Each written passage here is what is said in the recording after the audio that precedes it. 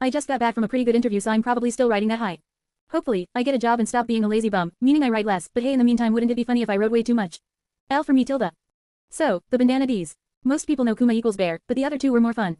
Teddy was what I got when I put Teddy into Google Translate, and Grizzuri came from Grizzly. Might see them around some more, cause it was definitely fun.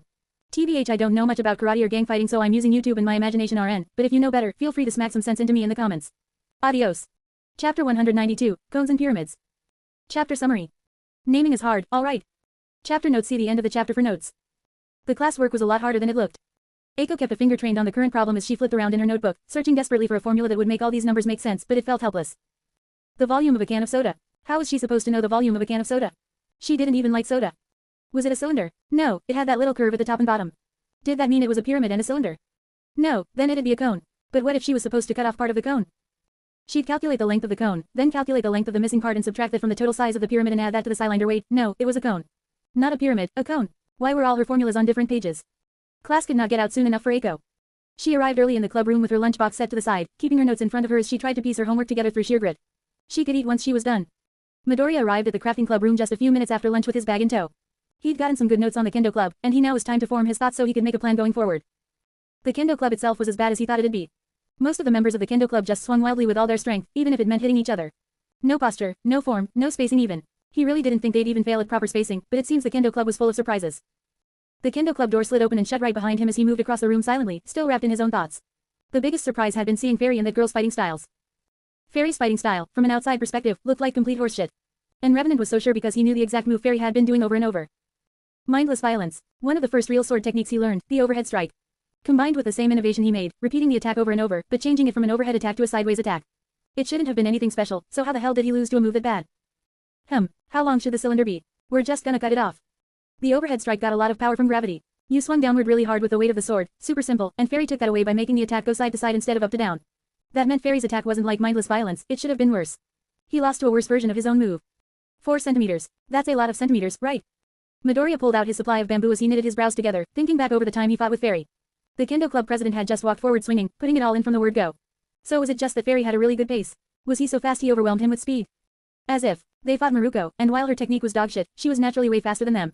Way faster than Fairy too. They could keep up with her by predicting where she was going to go though, and Fairy was incredibly easy to predict. He just weaved side to side while attacking. So if it wasn't speed. But wait. Midoriya said math problems give you all the stuff you're supposed to know. Since it doesn't list a cone size. This problem really was driving Midoriya nuts. He sunk slightly as he looked at the bamboo he had compared to the bamboo he'd need. He had already made 3 swords for the kendo club, even if one of them had already been broken. That meant 27 more, and he had enough bamboo left over to make maybe 2. At least that was straightforward enough. And speaking of straightforward, the girl from the kendo club. She had stayed back and stood still for most of the fight, but when she had attacked, she was definitely fencing. She used several quick jabs with a long sword to poke her opponent to death while keeping her body perpendicular to her opponent. Revenant had never looked up fencing and even still he could recognize it.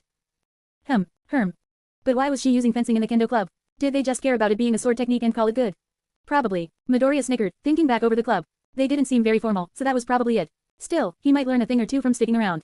He'd challenge her to a fight later, could be fun. Maybe her swordsmanship also had some hidden element like the club's president.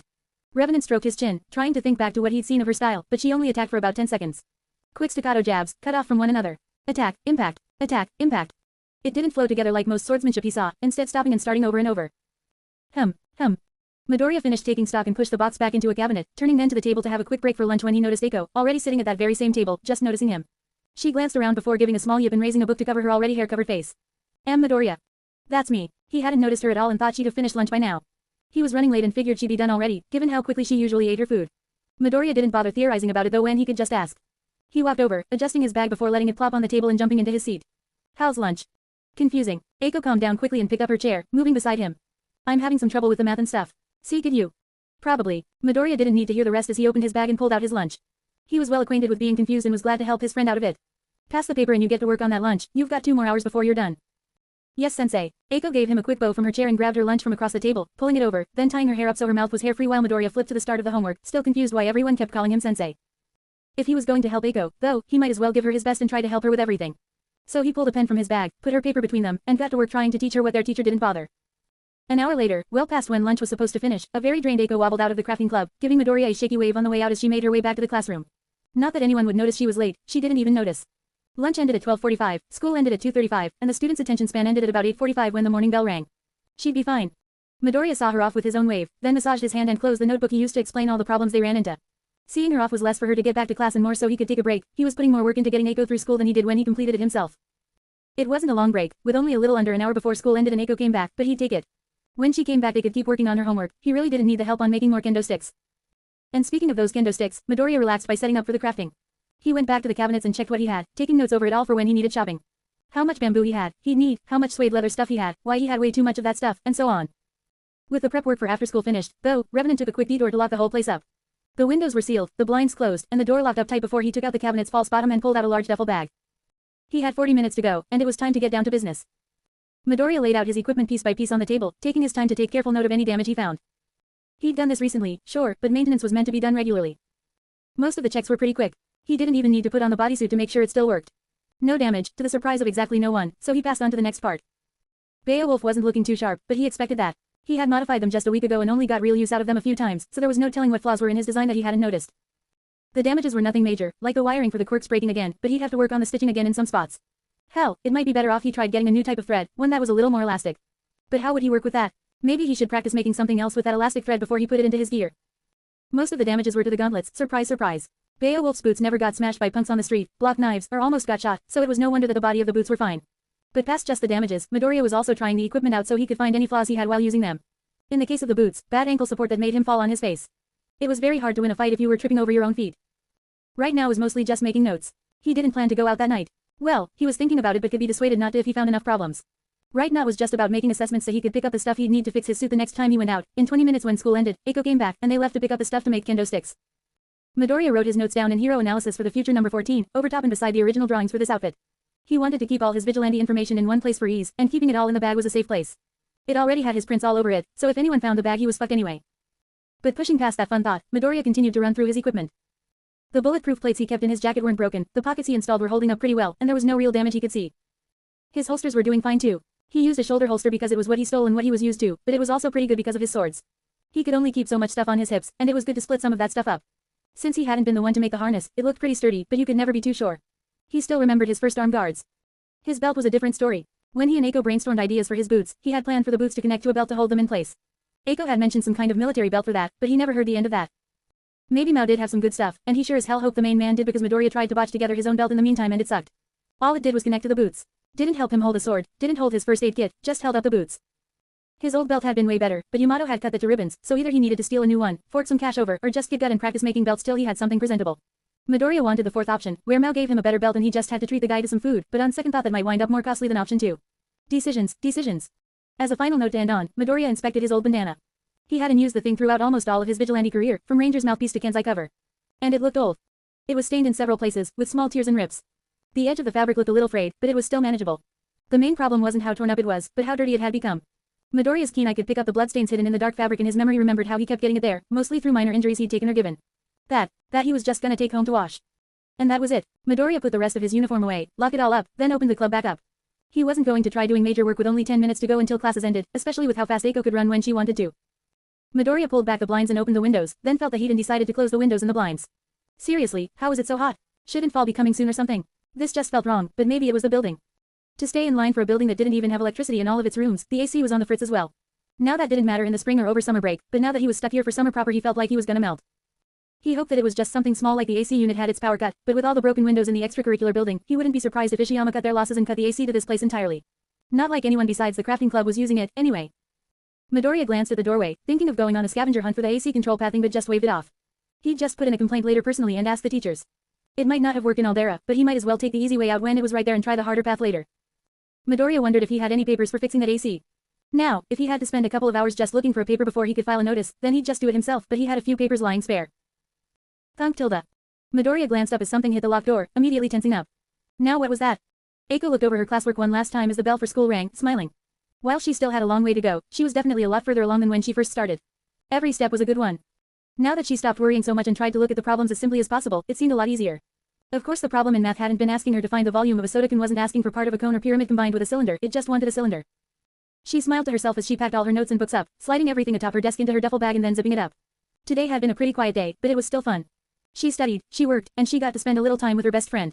She was even going to spend a little more with him later.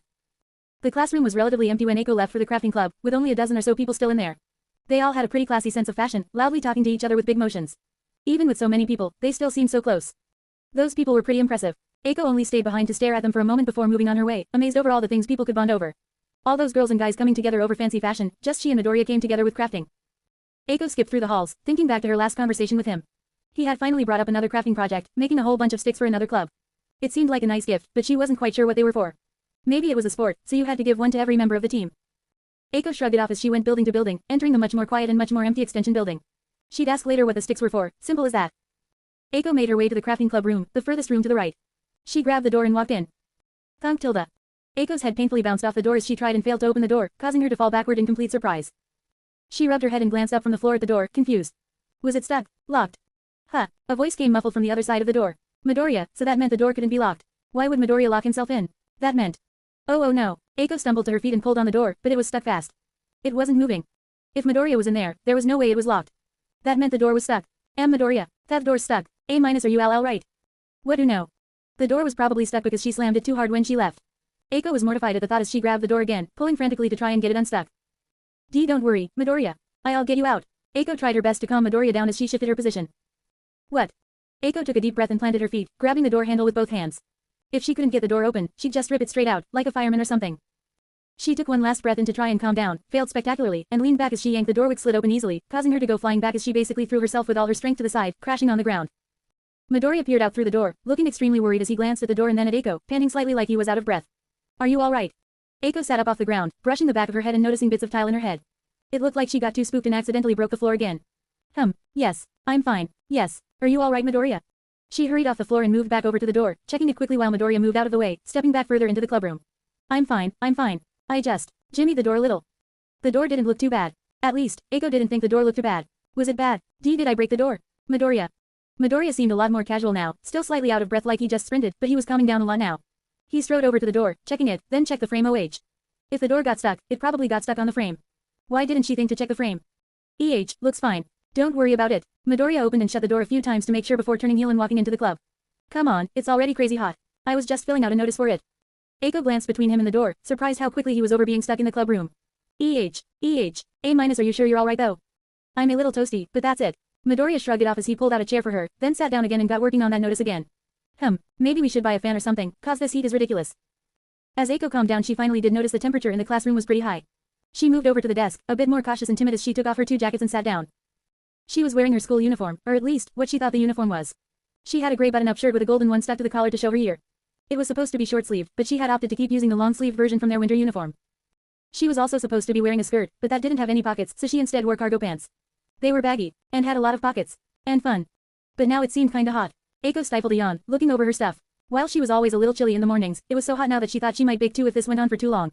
She rolled up her sleeves, a little self-aware of how pale her skin was while Midoriya kept right on working. Midoriya always wore the uniform and was the only reason Eiko knew what it was supposed to look like. He wore the gray button-up with a red little tie that was tied really short, kept his black slacks clean, and had some red sneakers under it all. He didn't seem bothered by the heat at all with not one button out of place, despite all his complaining about the heat.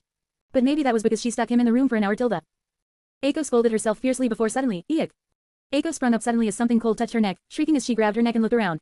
Sitting directly next to her was a still sitting, although now slightly bemused, Midoriya holding a tiny can. Hey. Midoriya set the can down in front of her. I figured with your math problem I could show you a real can of soda, but I guess it's a little late for that. So relax. But. No buts. Midoriya's voice was quiet but firm as he stood, moving across the room to the cabinet where he stored all their crafting supplies and pulled out a second drink, a bottle of Gatorade. Told you it's good, so it's good. That's how it works. It is. Eiko blinked in confusion, tilting her head a bit. She certainly didn't think getting trapped in a really hot room was good. Yeah, 'cause I said it's good. I wanna butt heads, I will. That's all there is. Midoriya sat back down with his Gatorade, then compared the size of the tiny can to the large bottle of Gatorade and switched. Here, take that. It's gonna be pretty hot today and we've got a lot of work to do. Eiko stared at the drink, slowly picking it up. It was really cool, especially compared to the rest of the room. It was pretty nice. Where did you a cool drink in here, Midoriya? Eiko glanced over at the cabinet he had moved to, wondering what other secrets it held. Fridge. He nodded in the same direction, confirming her thoughts before she could even think them. I always have a few in here. Gotta be ready for anything. Eiko nodded, then twisted it open and took a sip. She had no idea what the flavor was supposed to be, but it wasn't bad. What's this supposed to taste like? Not even Gatorade knows. Midoriya chuckled as he opened the tiny can, lifting it up and taking it all in one shot before confidently placing it back down on the table. But we gotta get stuff today. More bamboo for the sticks, some better thread to hold it all together, and... well, 2 more drinks would be nice. Eiko nodded affirmatively while Midoriya got up from his chair, stretching as he tossed before tossing the can into the wall above the trash, making it bounce off harmlessly before falling in. He made for the door without so much as a glance at his throw, only stopping to look back at her. So, ya coming? Eiko blinked, then smiled before trying to similarly down the Gatorade and standing up. She chose to just drop her bottle in the trash instead of something so fancy, now moving after him with quiet assurance. Yup. Chapter end notes. You tilde. I wanted to release a chapter today, so here WWER. Had an unexpected run-in with my OG editor, who made me get it in my head to try writing a chapter mostly from Eiko's BOV. While I didn't do it this time, mostly because of time, I think I'll try it next time. Seems like a fun challenge. Some other things in this chapter, just wanted to show Midoriya doing maintenance. Seems smart, but I wanted to definitively prove that he does do it. On a random note that literally no one but me cares about, I finally figured out why I have such a hard time writing Eiko. It's cause she doesn't matter. Alright, that sounds bad. Eiko's always been a hard character to write for me because she doesn't affect the larger plot directly. Nezu pulls Midoriya into training exercises and heroism. AFO traded weapons with him and helped him get his start. Even Stain kicked his ass once and made Midoriya make some major changes to how he thinks about fighting. Everyone had their own things going on, but they all did something for the main plot. Eiko be vibin'. Eiko's so disconnected to the main plot that she's hard to write. Trying to get stronger, recover, research and topple an enormous Yakuza organization. She just wants to hang out with friends. She's really good because she forces downtime, but she's hard to write because she forces downtime. I know this doesn't make sense, but this was a revelation for me. Thanks again, ex-editor. Exeter, IDK. Well, next chapter's gonna have some more Eiko stuff as they shop and craft. I'll do my best, but I gonna run. Hope to see y'all soon, adios. Chapter 193, Kendo Crafting. Chapter Summary. A writer desperately tries to come up with names for each of his chapters so they're easier to tell apart after 200 chapters of not doing that. Chapter Notes. See the end of the chapter for notes. While the summer air was still hot and humid, the open-aired mall at least offered shade and a respite from the warm winds. Eiko and Midoriya moved together down the main passage of the mall, looking through stores and wares on their way to pick up the materials for their next build. Some kind of stick made from bamboo. Eiko was a little spotty on the details, but that was fine with Midoriya here. He was still rambling to himself about measurements and sizes under his breath as they moved through the crowds, trying their best to stay in the shadows. It was good to see Midoriya so excited about something. Recently he'd been leaving after school all the time, missing club work for other stuff. It was probably important, so Eiko didn't want to pry, but she was always glad to spend a little more time with her best friend. They went to 2 different stores to get all their supplies, both ones they'd already been to. The first stop was the small craft store that Eiko had picked up her sewing things from to pick up some strong thread, a goal that took a while as the pair got lost comparing all sorts of strange names and ids before ending with a quick trip to Google to find out what strong thread actually meant. After that it was on to the site of their first build, the department store where they picked up the wood to build the crafting club stable. Eiko stared in marvel at all the different types of wood with all their fancy names. Ash, cedar, oak, the normal ones. Then it got weird. Pistachio. Eiko blinked as she poked a particularly dark wood, fascinated. Did someone turn a whole bunch of pistachios into wood? That seemed like a lot of effort for not a lot of wood, and the price backed that up.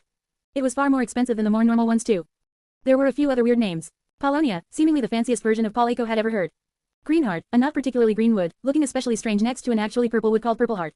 Lastly was something spelled Makakaba, and Eiko didn't even want to think how you were supposed to pronounce that mess of letters. All the while Midoriya made a beeline for the woods right next to the entrance, containing a whole bunch of different bamboo. Eiko glanced at him, trying to read his expression to see what he was looking for, but he looked just about as lost as she did. He leaned in, squinting at a variety of different bamboos, then pulled back as he saw the prices. Eiko hurried over once he looked more settled, not wanting to bother him while he was thinking. He seemed to settle on 2 different kinds of bamboo and was squatting in front of them, his gaze flicking from one to the other as he weighed everything up. It looked very intense for just wood. And then she saw the prices and nearly fainted. The first kind was comparable with the normal wood she'd seen, so she didn't know if that was expensive or not, but the other one was 5 times as expensive. That gap for just 2 pieces of bamboo was huge. Plus, it didn't look like the store even had that much of the second kind. Eiko squirmed as she thought it over. The second kind of wood might be really expensive, but that meant it was really good, right? Otherwise, no one would buy it. Yeah, that would mean it would balance out. Eiko nodded to herself, having convinced herself that the price of that second bamboo probably wasn't too crazy. Alright Eiko, I found it. But even if it was worth it, that was still so much money. And since Midoriya brought her in to help him craft, they'd probably be building something really big again. How much wood did they need? How much wood could they get? Eiko. Eiko blinked back into the moment as Midoriya stared up at her, tentatively blinking in mild confusion. You alright? Eiko mumbled as she nodded, breathing a sigh of relief as she calmed down. There was no use getting in such a fuss. Besides, all of this was probably going to be on the club's budget, so they didn't have to worry about pricing and stuff. That was how clubs worked, right? How much do you want to get? We're making 30-ish sticks so. 1 piece makes 2 swords, 15-ish. Midoriya did some math in his head, then nodded with much more confidence. Let's start with 14. Alright kids, you gonna need any help with that? An old man in a uniform began to approach them as Eiko stooped down and picked up the bamboo. It was a lot lighter than she thought since it was hollow and all. Eiko adjusted her grip a little bit since she couldn't see much past the tall stack of bamboo in her arms and slowly moved after Midoriya's hair, bobbing up and down just to her side, following him all the way to the counter to pay for it all. Walking out they got some ropes for free to carry everything. Eiko smiled as she held the stack of bamboo, moved by the old man's generosity. She'd been seriously worried she might drop one of the bamboo planks, rods, whatever they were called. They weren't too heavy, only about 30 pounds each, but with so many rolly things all on top of each other it was hard to carry on its own. Now Eiko carried the wood under an arm easily, free from the worries of accidentally causing a scene or mess. Midoriya walked beside her, carrying the sewing stuff and a fan he'd bought at the department store. He wanted to carry something, but with all the bamboo bound together, he took the lighter stuff instead. That was great though. If Eiko was holding something important like the fan and the bamboo she might have accidentally smashed the fan into the bamboo or put too much strength somewhere, and that would be a real mess. Midoriya rummaged through the bags as they made their way out of the mall. He seemed pretty satisfied by the day's results. With all this stuff, we're ready to go. Thursday should be easy street. Easy street. Eiko wasn't sure she ever heard that one before, but that wasn't her focus. Today was Tuesday, but it seemed like their work had all been wrapped up. That meant that Midoriya was going to go away for 2 more days, and after that they would get to hang out again. Eiko pouted, then spit a hair that had gotten caught in her lips. She wasn't sure how she felt about that. Oh, hey. Midoriya stopped her with a quick nudge, making her suddenly squirm to not lose balance and topple over with all their stuff. She glanced around in a hurry, worried what caused the stop until she followed Midoriya's gaze. He turned to look at her and pointed to a shop over his shoulder, looking at her face as if to gauge her expression. Check that out. Eiko blinked at him, then glanced up and was so surprised that she nearly dropped her bamboo rotama thingies. There, a stall opened up right outside the mall itself, shaved ice. A certified summer staple. Midoriya nodded, rubbing his chin with the bag in hand as he seemed to think it over. He then opened up his wallet, counted a few coins, then looked up at Eiko again. Come on, I'll pay. My treat cause you've been such a big help. But, Eiko glanced down at his wallet, a faded piece of polyester with some blonde guy who smiled really big on it. She knew she shouldn't be judgy and all, but it looked pretty thin. That seems a little expensive, I can pay. No, you can't. Midoriya cut her off, walking towards the stall without a shadow of a doubt. Cause I'm gonna do it. Hey. Eiko stumbled at first then hurried after him, trying to be careful of people as she hefted the bamboo a little higher to avoid clocking someone with it. No fair. Don't complain, you're the one carrying everything. Do you know how hard carrying all that bamboo back to school would be? It's nutty. You're carrying stuff, too. Stop running. Too slow Tilda. Eiko's pouting didn't last long once she got her shaved ice. She got a pretty big bowl, about the size of Midoriya's head. There was even some cream stuff in the bottom that you were supposed to mix around to make it taste better. It wasn't just tasty, it would be fun to eat. When she finally got the chance to. Eiko kept the bamboo held in one hand and her ice in the other as she tried to think through how to eat the stuff. The ice came with a spoon, but her hands were tied up. So, Eiko tried biting the spoon with her mouth and using that to mix up the ice and cream and only succeeded in making a mess, getting flakes of ice in her hair. By the time she gave up, she was just glad it wasn't cream. That would be a real bother to get out. Midoriya just slid the bags up to his elbows and used both his hands to mix it up. She shouldn't be jealous, especially after he paid for everything, but as they made their way back to school Eiko was antsy watching her ice slowly melt. Would it be as good melted as fresh? Probably not, otherwise why would people eat the ice? Midoriya looked like he enjoyed it a lot, too. Midoriya glanced up at her suddenly, offering her his bowl. Wanna try some? Eiko froze for a second as Midoriya kept on walking, turning on a dime and walking backward so he faced her while he kept moving. She took a second to catch up, needing only a few steps physically while taking a few seconds mentally. And no, I don't. I mean, I would, but... Eiko gestured with her hands to the things she was holding, doing a weird shrug motion to emphasize them. Midoriya nodded, then extended a hand towards her. Well, I can't carry the bamboo, but I can carry this Tilda. Midoriya grabbed her shaved ice, slowly taking it from her as she slackened her grip. He put a little more effort into holding her food than he put into carrying both the fan, the sewing stuff, and his own ice, taking a second to adjust to the weight before holding her ice out. There, grab a spoon and try some. Oh, thanks. Now with this workaround, Eiko picked up her spoon and finally got to try some of the shaved ice. It was as weird as she thought it'd be, with a texture somewhere between ice cream and frost. The ice wasn't crunchy anymore from the heat, she wasn't sure it ever was, but it was still a welcome streak of cool on a very monotonous hot day. And now, Midoriya couldn't eat his shaved ice. They'd just gone in a circle, back to square one. Eiko panicked as she realized it, almost facepalming for not noticing. Now Midoriya had to carry his ice, her ice, and their bags. She was just carrying a spoon and some bamboo that wasn't even 300 pounds, now she was dropping the ball. Great, my turn. Can I try some of yours? Midoriya hit her with a sidewinder before she could even finish overthinking her current problem, leaving her dazed for the third time in just a few seconds. I guess. Eiko tried to remember the proper etiquette for this in Japan, and thought of all the times she hung out with her dad. Whenever he had some of her food, he just stole it with his fork, so it was probably something like that. Eiko couldn't be sure since her mom would never steal food in the first place, unless it was from dad. She switched spoons and gave Midoriya some of her ice while racking her mind, trying to remember the eating etiquette that her dad definitely had never taught her before. This was definitely a question for mom. Pretty good. Want some of mine? Eiko nodded and kept to the same code, switching spoons and taking a piece of Midoriya's ice. It was pretty good, even if the taste was a little sweeter than she was used to. Cherry. Good old generic. Midoriya nodded to confirm as they walked. Even if the food sucks, hard to mess up cherry. But isn't it boring? Eiko wondered aloud, then snapped back to not sound rude. I mean, since you can get cherry anywhere isn't it always T2 same. Probably. Midoriya laughed as he adjusted his grip on the bowls, careful to keep everything balanced. It's good, but I'm definitely going for something more interesting next time.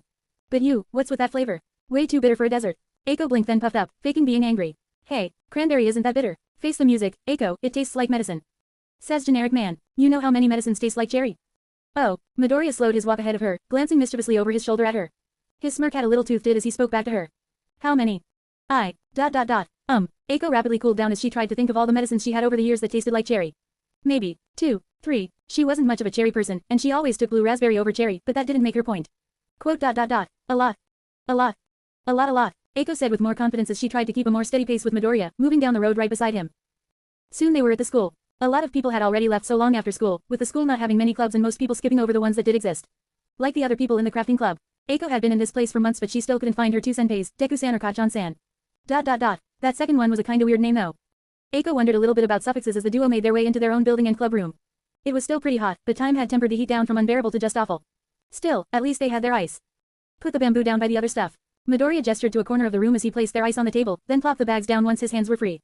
We'll put it all away then we can lock up for the night. And there it was again. Eiko frowned, thinking it over as she slowly carried the bamboo to the corner. The rest of the stick-making stuff was already there, save for the sewing stuff they just got, but Eiko wasn't sure she wanted to put the bamboo down. She had a lot of fun already, but she didn't want it to end yet. If she did let it end, it'd be another 2 whole days before she got to hang out with Midoriya again.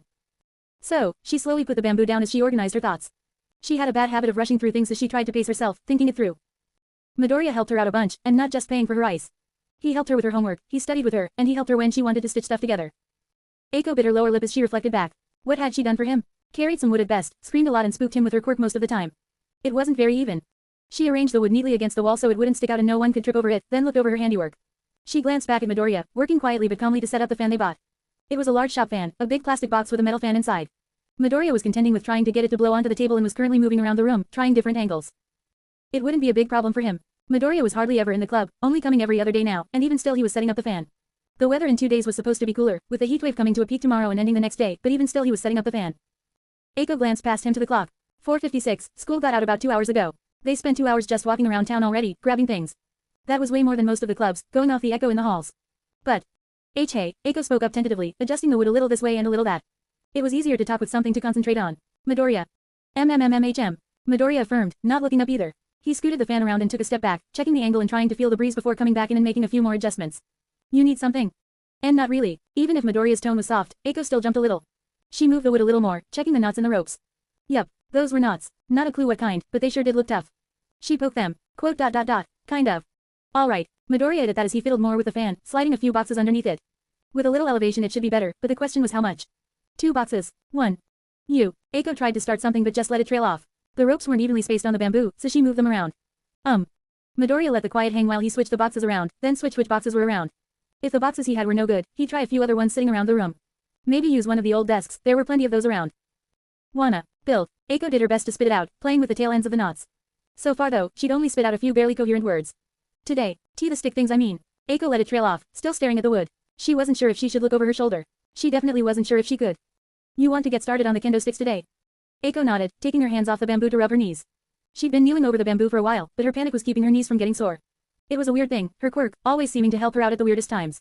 With it she could sit her panicking forever it seemed, focusing way too hard on way too little. Alright. Eiko jumped as Midoriya put a hand on her shoulder, glancing up. Midoriya was standing behind her with a big smile on his face and the sewing bag in his hand, giving her a slight pull back away from the wall. Well then, we should get started right. Let's move this stuff to the table then. Eiko glanced back at him and nodded, kneeling forward to pick up the wood then standing and marching to the table. Midoriya picked up the other supplies on the floor, following after her once he had it all in hand. He set it all on the table at once, explaining to her how they would divide up the work. He'd cut the wood to size while she cut and sewed the suede, but she'd need a guide, so he'd go print some off real quick. Midoriya kept his words fast and moved faster with a definite gleam in his eye, something that had been so hard to see with her hair in her face. Eiko let Midoriya go off about all the work they'd need to do, content to sit back at the table while he paced the room.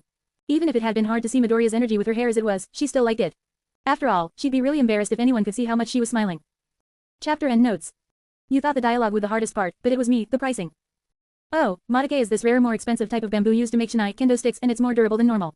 And this stuff called kaikiku is the most common bamboo to make shinai out of. It's used everywhere, totally. Well, where the fuck are the prices for this shit?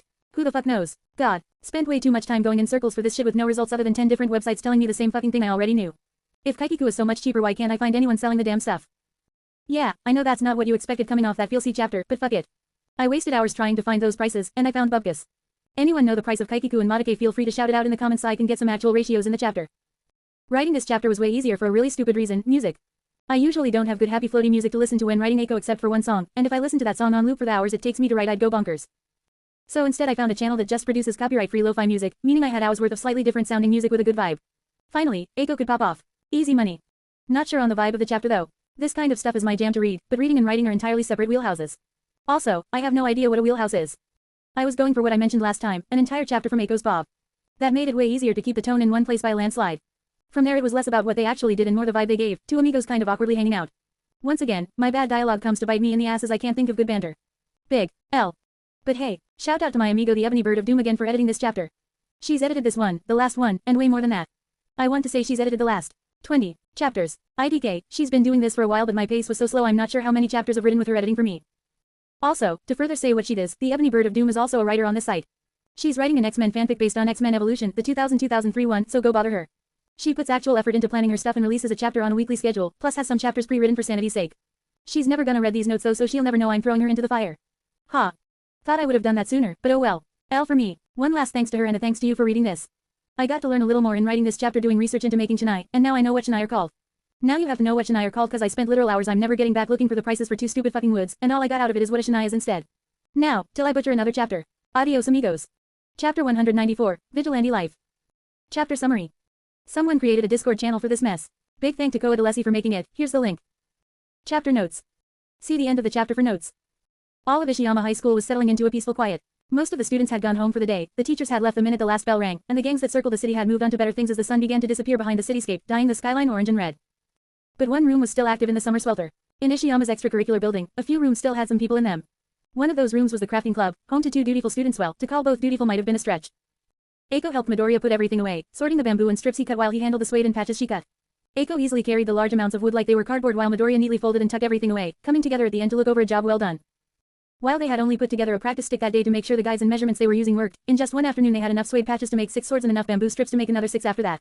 A far cry from the 3 Midoriya had cobbled together that morning by himself.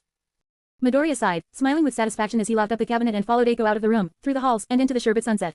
So much got done in one day, how couldn't he be satisfied? Today was pretty good, Why yeah, Eiko nodded quickly, matching Midoriya's quick steps with her longer but slower stride. She held her duffel bag backpack in both hands in front of her, hitting it off her legs with every step as they made their way to the front gate. It was FN. What was that? Midoriya paused as they hit the end of their crossroad. Ishiyama High School was located around the cusp of the slums and fit right in, and while Eiko and Midoriya both lived in nicer areas than Ishiyama, they lived in opposite directions. It was why Midoriya never caught Eiko on his way into class. Now he gave one last second to turn back to Eiko, trying to make out what she mumbled. He slung his backpack onto his shoulder, glancing up at her with a confident but mildly confused expression while he tried to hone his ears in. And Mao said his mumbling was bad. Eiko found something really interesting to stare at in her shoes, grinding one of the toes of her boots into the ground while fiddling with the bag in her hands before glancing up again. Today was fun. He gave her full attention, nodding. Not just the kendo club raid, the whole day had been pretty good. It was good to see Eiko studying, even if it had been a pain in the moment to do, and the department store had been pretty fun. It had been a long time since he got to hang out after school with a friend. Bakugo didn't count, so technically this was the first time. Yeah. Midoriya let his gaze trail off to the distance, taking in the city tinged by the sunlight before speaking again with more confidence. We should do it again sometime if you're up for it. Why yeah, I mean, yeah. Eiko also stumbled around her words for a second before coming back with more confidence, nodding to herself and then to Midoriya. I can do that. I mean, I wanna do that. ... Yeah, let's do that. Got a good day for that. Midoriya flicked his gaze from the sunset to her, watching her freeze like ice when handed the question. He hadn't meant to poke fun at her, his schedule was pretty hectic and all, but that reaction. Midoriya smiled again as he took the lead. Thursday. Eiko quickly pulled out her phone and turned her back on him, furiously typing away for a second before glancing up over his shoulder at him, then flicked her gaze right back down to her phone. Quote ... THURSDAY all right. Eiko turned around, pumping her fist victoriously as if to gather up her vigor. Thursday it is. Cool, see ya later, Eiko. Midoriya kept his snickers at her large motions down as he waved goodbye and slowly walked away. He kept his eyes on Eiko as she sprinted the opposite direction, waving her arm to him all the way so hard it looked like she was trying to dislocate it. She kept that huge wave up all the way until she rounded a corner a few blocks away. Seriously, where'd she get all that energy? She really is Mao's kid. Revenant smiled to himself as he watched Eiko turn a corner and turn heel, going right back into the school and back into the club room. Eiko had told her parents that she'd be late because of club activities, but Revenant had been using that as an excuse basically ever since he founded the club. If he went home now, he'd be home pretty early for his usual pace. Not that he'd finished the kendo project. Midoriya opened the kendo club's door back up and unlocked the cabinet in a quick fashion, smiling one last time as he looked at the work they'd done today and pushing past it to the bottom of the cabinet. That was his and Eiko's work. They started it together, and it'd only be right to finish it together. If the kendo club wanted it earlier they could suck an egg. Midoriya lifted the cabinet's false bottom and pulled his own duffel bag out, sliding his own backpack in its place and carrying the duffel bag to the table. He unzipped the bag, checking the contents while his face was tense with thought. He was on a good pace. The time with Eiko had taken a lot of weight off, a lot more than he thought it would. Midoriya grabbed the thread he bought today with Eiko, the sewing kit, and pulled a large arm piece from the bag. He said he wouldn't do anything stupid tonight, and he wouldn't. He'd just fix the stitching problems he found in Beowulf. Both Beowulf gauntlets had issues with the stitching, so now was a great time to work on them. He could do more major fixes like the boot's bad ankle support later, when he had more material and bothered to Google how that worked, but right now was a great time for touch-ups. Nothing big, just replacing the thread he used to make the gauntlets with the stretchier threads he bought today. Usually he used very tough string since he made clothes, thinking that since it was tougher it would take a beating better. Now, with a little experimentation, he learned that tougher string did take more pressure to break. But then it broke. That wasn't good. Instead he wanted his string to take some pressure, then come back. It'd still break with enough pressure, but this should bounce back a little instead of just letting the damage build with time. Sure, it wasn't perfect, he'd have to find a ratio probably of which thread to use where. But that came with practice. This was only his third-ish real attempt at fixing this. As he used it more, as he broke it more, he'd learn how to fix and build it better. Experience couldn't be learned in books, after all. It was learned in the streets. Revenant roamed the dim streets, the cheery sunset turned dark against the backdrop of all these buildings. The slums came to life quickly in the dark, a sea of people broken up with a few islands of garbage. Revenant clenched his hand, feeling the slight give and stretch of the material as he studied it. This thread. He wasn't sure how good it was, not yet, but a few trials could tell him no, it would tell him. Just like it told him where to hunt. This wasn't his first ride. He knew all the good places to train, the places where the filth was worse than a little trash. Revenant sat just outside one such alley, eyes and ears searching the waves of people constantly from beneath the hood. The best way to hunt was to wait, patiently, because if you were patient enough. A couple was corralled into an alley, shoved roughly by a large man. As he moved, a few of the bystanders moved in, closing the alley behind them to give them a little privacy. It was a routine scene, a few guys throwing their weight around while most people walked right on past. They didn't look into the alley, they didn't want to, and they gave these punks the leverage needed to pull something like this off. The victims were confused and scared, the aggressors wild and unfocused. So unfocused, in fact, that they didn't notice the extra number among their ranks, the one with the hood and gauntlets. He waited as the punks built themselves up, focusing only on their victims while he slowly donned a bandana over the rest of his face. His movements were slow and steady, seeming just another part of the group as they worked themselves into something of a frenzy, all too eager to show off their quirks. He patiently waited as the victims took out the money, ready to hand it over. And when everyone's eyes were on the money. Bam! The elderly woman was shivering, holding onto her purse with both hands as the punks moved in. There were only 3 of them, but even one seemed like overkill for just a bunch of purse snatchers. They encircled around her, taunting her.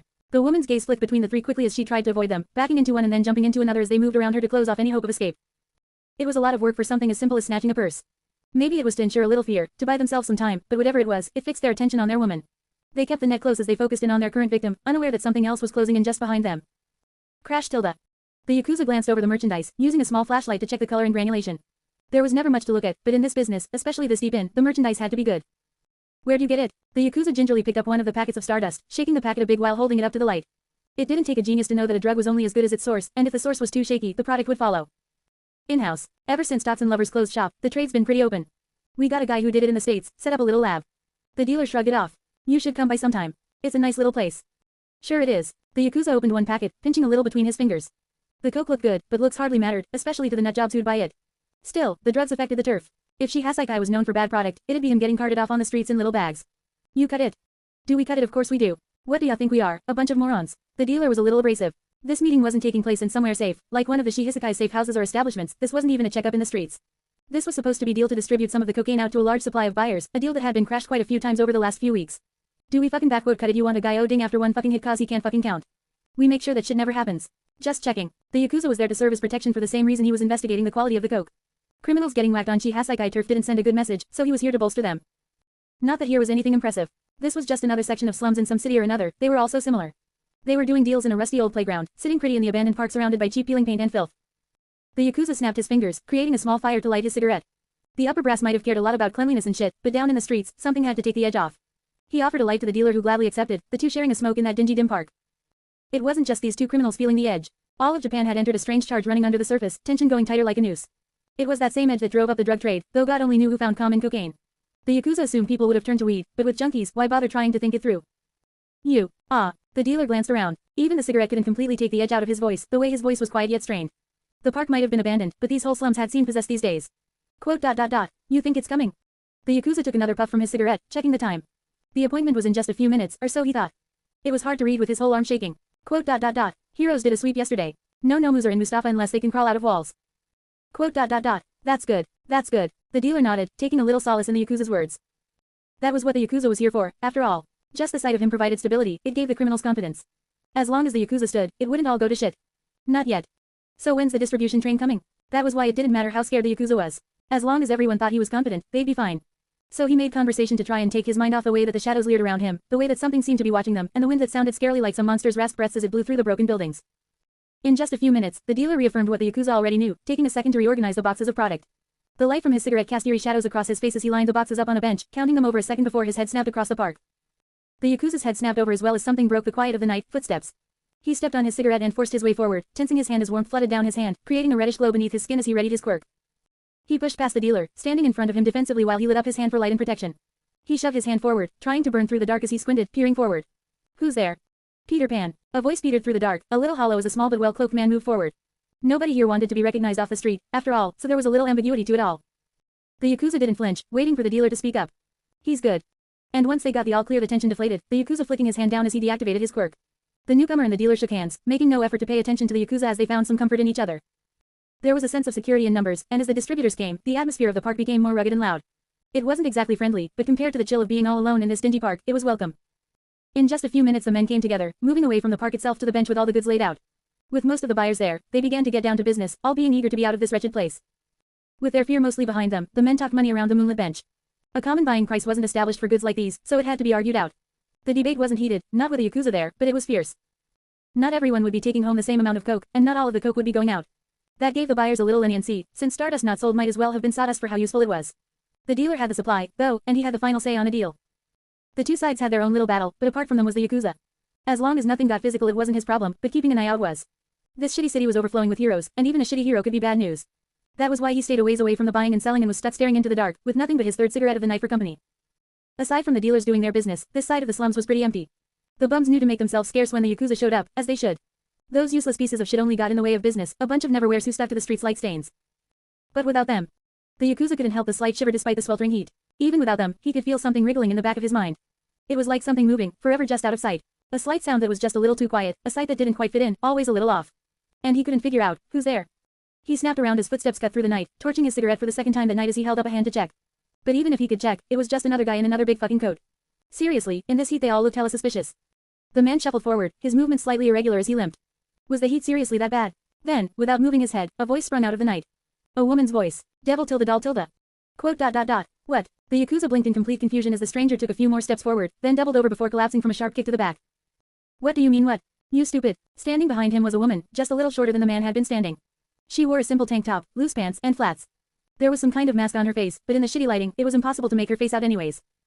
She flicked her hair back, walking forward confidently while continuing to run her mouth. It's my name. You asked my name, genius. Sheesh, and I thought I was finally going to get to change my name. Ah, a hero. The Yakuza had held back because he didn't want to accidentally torch a customer, but she clearly wasn't part of the deal. With just a flick of the wrist his hand ignited as he changed his stance, protecting his body with a flaming hand while he put his flashlight back in his pocket. A hero. The customers noticed him more than they noticed the interloper. His quirk was far flashier after all, but they could still pick out the small figure in the dim light. The voices had a nervous tinge as they looked at her, but nobody made any moves yet. Well, except for him. It's nothing. The Yakuza moved forward, slowly but carefully as he kept only one hand ignited. His quirk use was really obvious after all, and he didn't want any more heroes poking their noses in. He walked toward the heroine with a calm confidence, rolling his shoulder as he moved to prepare for a quick fight. This wasn't just a fight, this was a way to ease off the night's tension. All he had to do was beat some bitch senseless. He took one big step forward as he spoke. Someone's luck just ran out. Ooh, bad phrasing. And stepped on his own cigarette, somehow managing to slip on what was barely a centimeter of paper, sending him stumbling towards the heroine. His calm demeanor slipped as he tried to catch himself, his guard dropping while he tried to regain balance. She bobbed down as he approached, moving towards him quickly and keeping to one side to stay clear of his flaming hand. She gave him a quick kick to the body as she weaved past him, turning after her kick to give him her undivided attention. The kick stung him in the ribs, pushing him back and giving him back his balance. The Yakuza took a few extra steps back, checking his body before reaffirming his guard. He wasn't quite sure what just happened, but it barely hurt. There was no real damage, especially from just one kick. A particularly weak kick at that. Are you even a real hero? The Yakuza muttered, but that got a reaction from the snappy girl who seemed all too eager to run her mouth. Hey, ... Maybe. What's it to you, hot hands? She was looking pretty pissed from such a minor comment, and she wasn't even a real hero. A vigilante. PFF. Some of the buyers stopped to watch the show. Just a vigilante. The Yakuza stopped in his tracks, then laughed. He used his unlit hand to take out another cigarette, biting down on it to hold it in place before flicking it with a finger to light it up. Not even a fucking officer, just some fucking vigilante. Hey, whoa. The vigilante what's her face seemed angry and confident as she moved forward. Right until the Yakuza raised a hand and created a blast of flames, forcing her to dive to the floor. She crashed as unceremoniously as he tripped, putting her face first in the ground while he stayed standing, hand at the ready for another blast. And here I was, worried about some heroes seeing this shit. The Yakuza had been so cautious up till now because he assumed there might be some heroes waiting in the wings, but if it was just some shitty vigilante. He clenched his hand, revving up for another gout of flames. But who's gonna see more garbage burn? Quote ... The safety inspector. Another smarmy answer. The Yakuza blew smoke from his nose, caught off guard, then chuckled a bit. Then he put some power into his arm and shoved it forward as he created fire, throwing the flames forward like a shot put towards the girl. And into the newspaper that flew through the arm, caught on the wind, and smacked right into his face. The smoke he just breathed out got in his eyes, his aim went to shit, and his sure kill blast that would have turned the little vigilante to ashes just managed to scorch her hair. For her part, Devil Doll was used to near misses like this. The reason her hair was so short was because shit like this kept happening, even before she tried being a vigilante. That was why she knew to react quickly, springing up from the ground and making a mad dash while the villain was blinded. For his part, the Yakuza did his best. He grabbed the newspaper that had stuck itself to his face with both hands, igniting part of it instantly while pulling it away. He used his unlit arm to rub his eyes, trying to get the smoke out of his eyes, when suddenly. Gotcha fucker. Another quick kick caught him in the ribs before he was ready, right underneath both his arms and right in the exact same spot he'd just been hit. The force wasn't much, but when he wasn't ready for it that shit hurt all the same. Devil Doll was quick on her feet, stepping up for the next attack. He doubled over, his hands were covering his face, so she went past his guard and brought her leg straight up and over the criminal's head, then snapped it straight down, bringing her heel right down on the back of the Yakuza's skull. He was already off balance from the lucky hit to the gut, and that last hit was all it took to bring him crashing to the floor face first. Right onto the cigarette he had just dramatically lit, burning his own face. The Yakuza screamed in pain, blinded and confused. He didn't know what the fuck was going on anymore, all he knew was that everything above his neck hurt like a bitch. He lashed out wildly, igniting both hands as he swung at whatever was nearby to try and catch that annoying bitch that did this to him. Devil Doll, that annoying bitch he was trying to hit, wasn't anywhere near him anymore. She tripped after hitting him in the head and had stumbled right out of range, tripping over her own feet and falling out of range. She was used to her own bad luck, however, and she turned her tripping into just another attack. She caught herself with her hands and threw her legs over her head, turning the trip into a somersault to land on her feet, then going straight back as she did a backward somersault straight onto the Yakuza, putting her full weight onto Shi back and slamming him to the ground right as he tried to get up. He barely had time to move before he went unconscious. Ironically enough, if he hadn't tried to get up, the attack probably would have missed. If he hadn't been smoking, the newspaper that hit his face wouldn't have also irritated his eyes. And if he had just took this fight seriously from the start, he probably would have won in about one hit. But that was the problem with probability. Anytime there was a chance of failure, no matter how slim, bad luck could always get you. After an exhilarating fight battling her own quirk and some big bad guy, Devil Doll quickly checked herself over. Injuries, burnt hair, a skinned knee from when she tripped and accidentally dodged the first fireball thing man, that had scared her. Bad guy. Devil Doll looked past her dancing shoes, nudging him. He was out like a light from that last hit, and it didn't look like he'd be getting up anytime soon. He was still moving, though, so he wasn't dead yet. He'd probably be fine. She got off him and turned to her next issue, the rest of the criminals. Alright, now you better sir. Her words trailed off as she pointed accusing to where those drug dealers had been a minute ago, watching dealers sprinting away with a huge head start. Quote. Shit. Hey, get back here. Devil Doll cursed herself, starting to run after the criminals before turning around and looking at the guy she already took out. She had a really hard time just getting one person down, but all those people. But the guy she already took out, but she was losing them. Dee Dee glanced between the two, distraught, then slumped as she sighed. She trudged to the criminal she'd taken out, taking a roll of duct tape out of the small sports bag she kept on herself and went wild on hot hands. In just a few seconds his arms were coated with tape, forming a pair of makeshift handcuffs. It wasn't perfect, it sure wasn't pretty, but it would work. Probably. Well, she usually used tape on people's hands but given his quirk that seemed a really bad idea. Next, Dee Dee called in the police about the criminals she saw getting away. She didn't like calling the police the heroes, and she really didn't like that she had to do it almost every time she went out vigilanteing since her quirk rarely ever finished fights. Yeah, a whole bunch of scary guys carrying white bag things. Dee Dee made up the facts as she went, sitting down in the park while she overlooked the stuff she captured. It wasn't often she finished a case like this on her own, it was a pretty good night. Dee Dee looked over the stuff that the men left behind, boxes with packets of white powder inside. It looked like a few were missing, though, so hopefully the police could find those crooks and nab them on possession. Oh yeah, there was one guy who got into a big fight. Some fire quirk, it was super bright. Dee Dee also had to do her best to explain to the officers what that one guy with a concussion was doing here. Wouldn't be any good if a big criminal who tried to torch people alive got to just walk out of custody, but there wasn't much she could do on that one.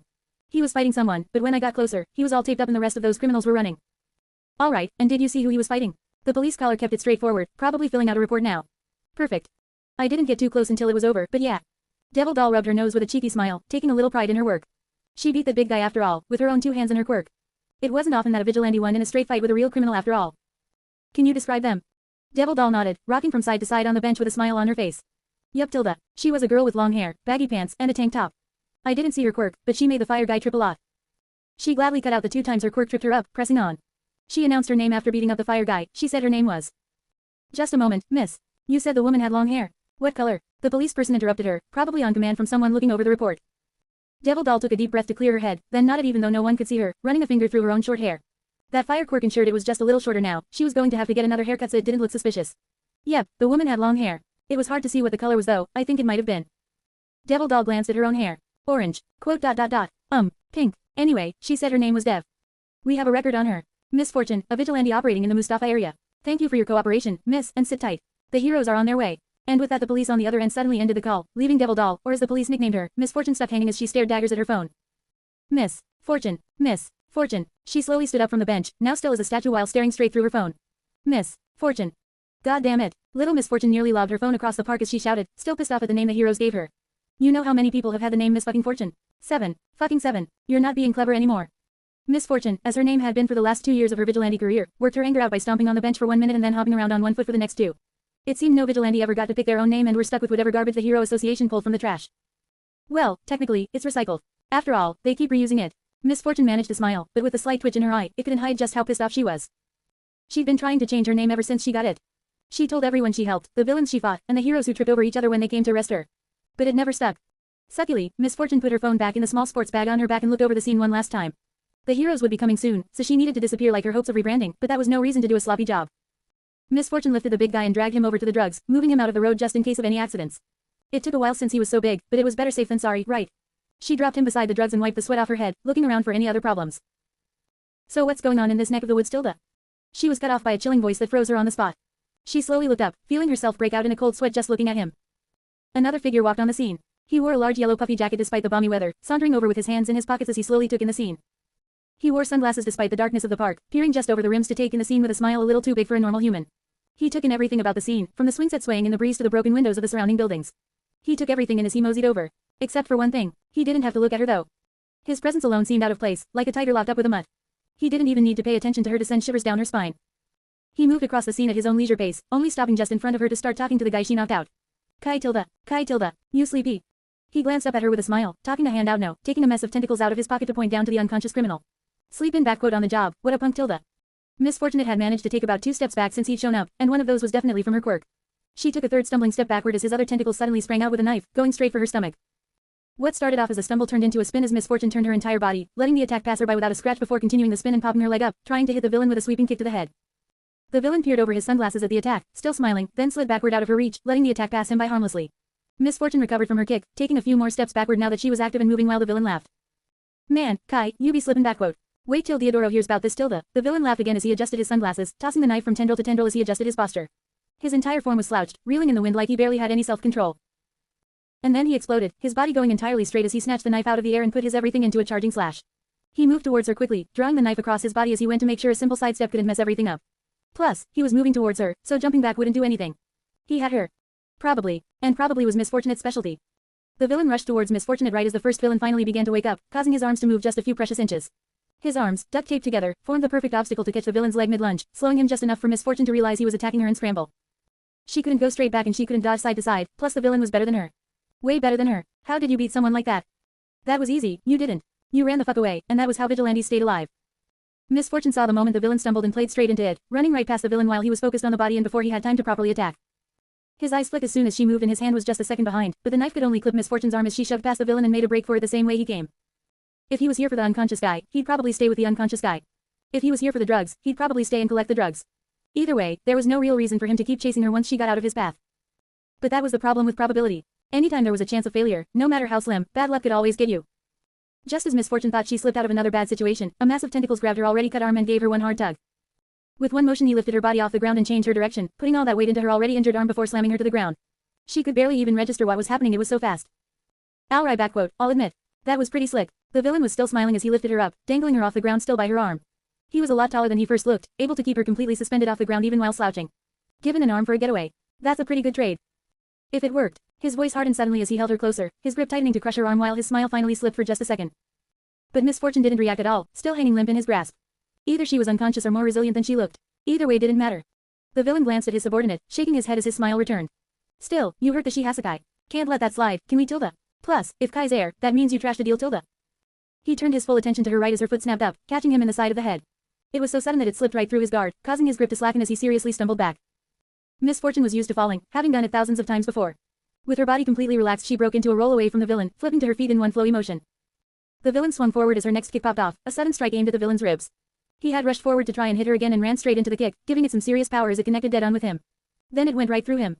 Miss Fortune's eyes widened as she suddenly pulled back, taking a few quick leaps back before the villain's legs swung back to try and counterattack her. The villain's massive reach and quick reflexes still went out, even if she tried to dodge, but at least by leaping back she turned it from a kick that should have split her in two into a kick that launched her like a soccer ball. Why you? Miss Fortune at least landed on her feet, using all of her strength and dancing experience to keep her balance. She still dropped to 3 limbs, catching herself at the last second before looking up at the villain. Quote ... You're all tentacles. And you're all bitch. Bye tilde tch. The villain laughed it off as he retracted his leg, letting it purposely bend in ways that made his prey's stomach turn. That was pretty good. Got anything else tilde?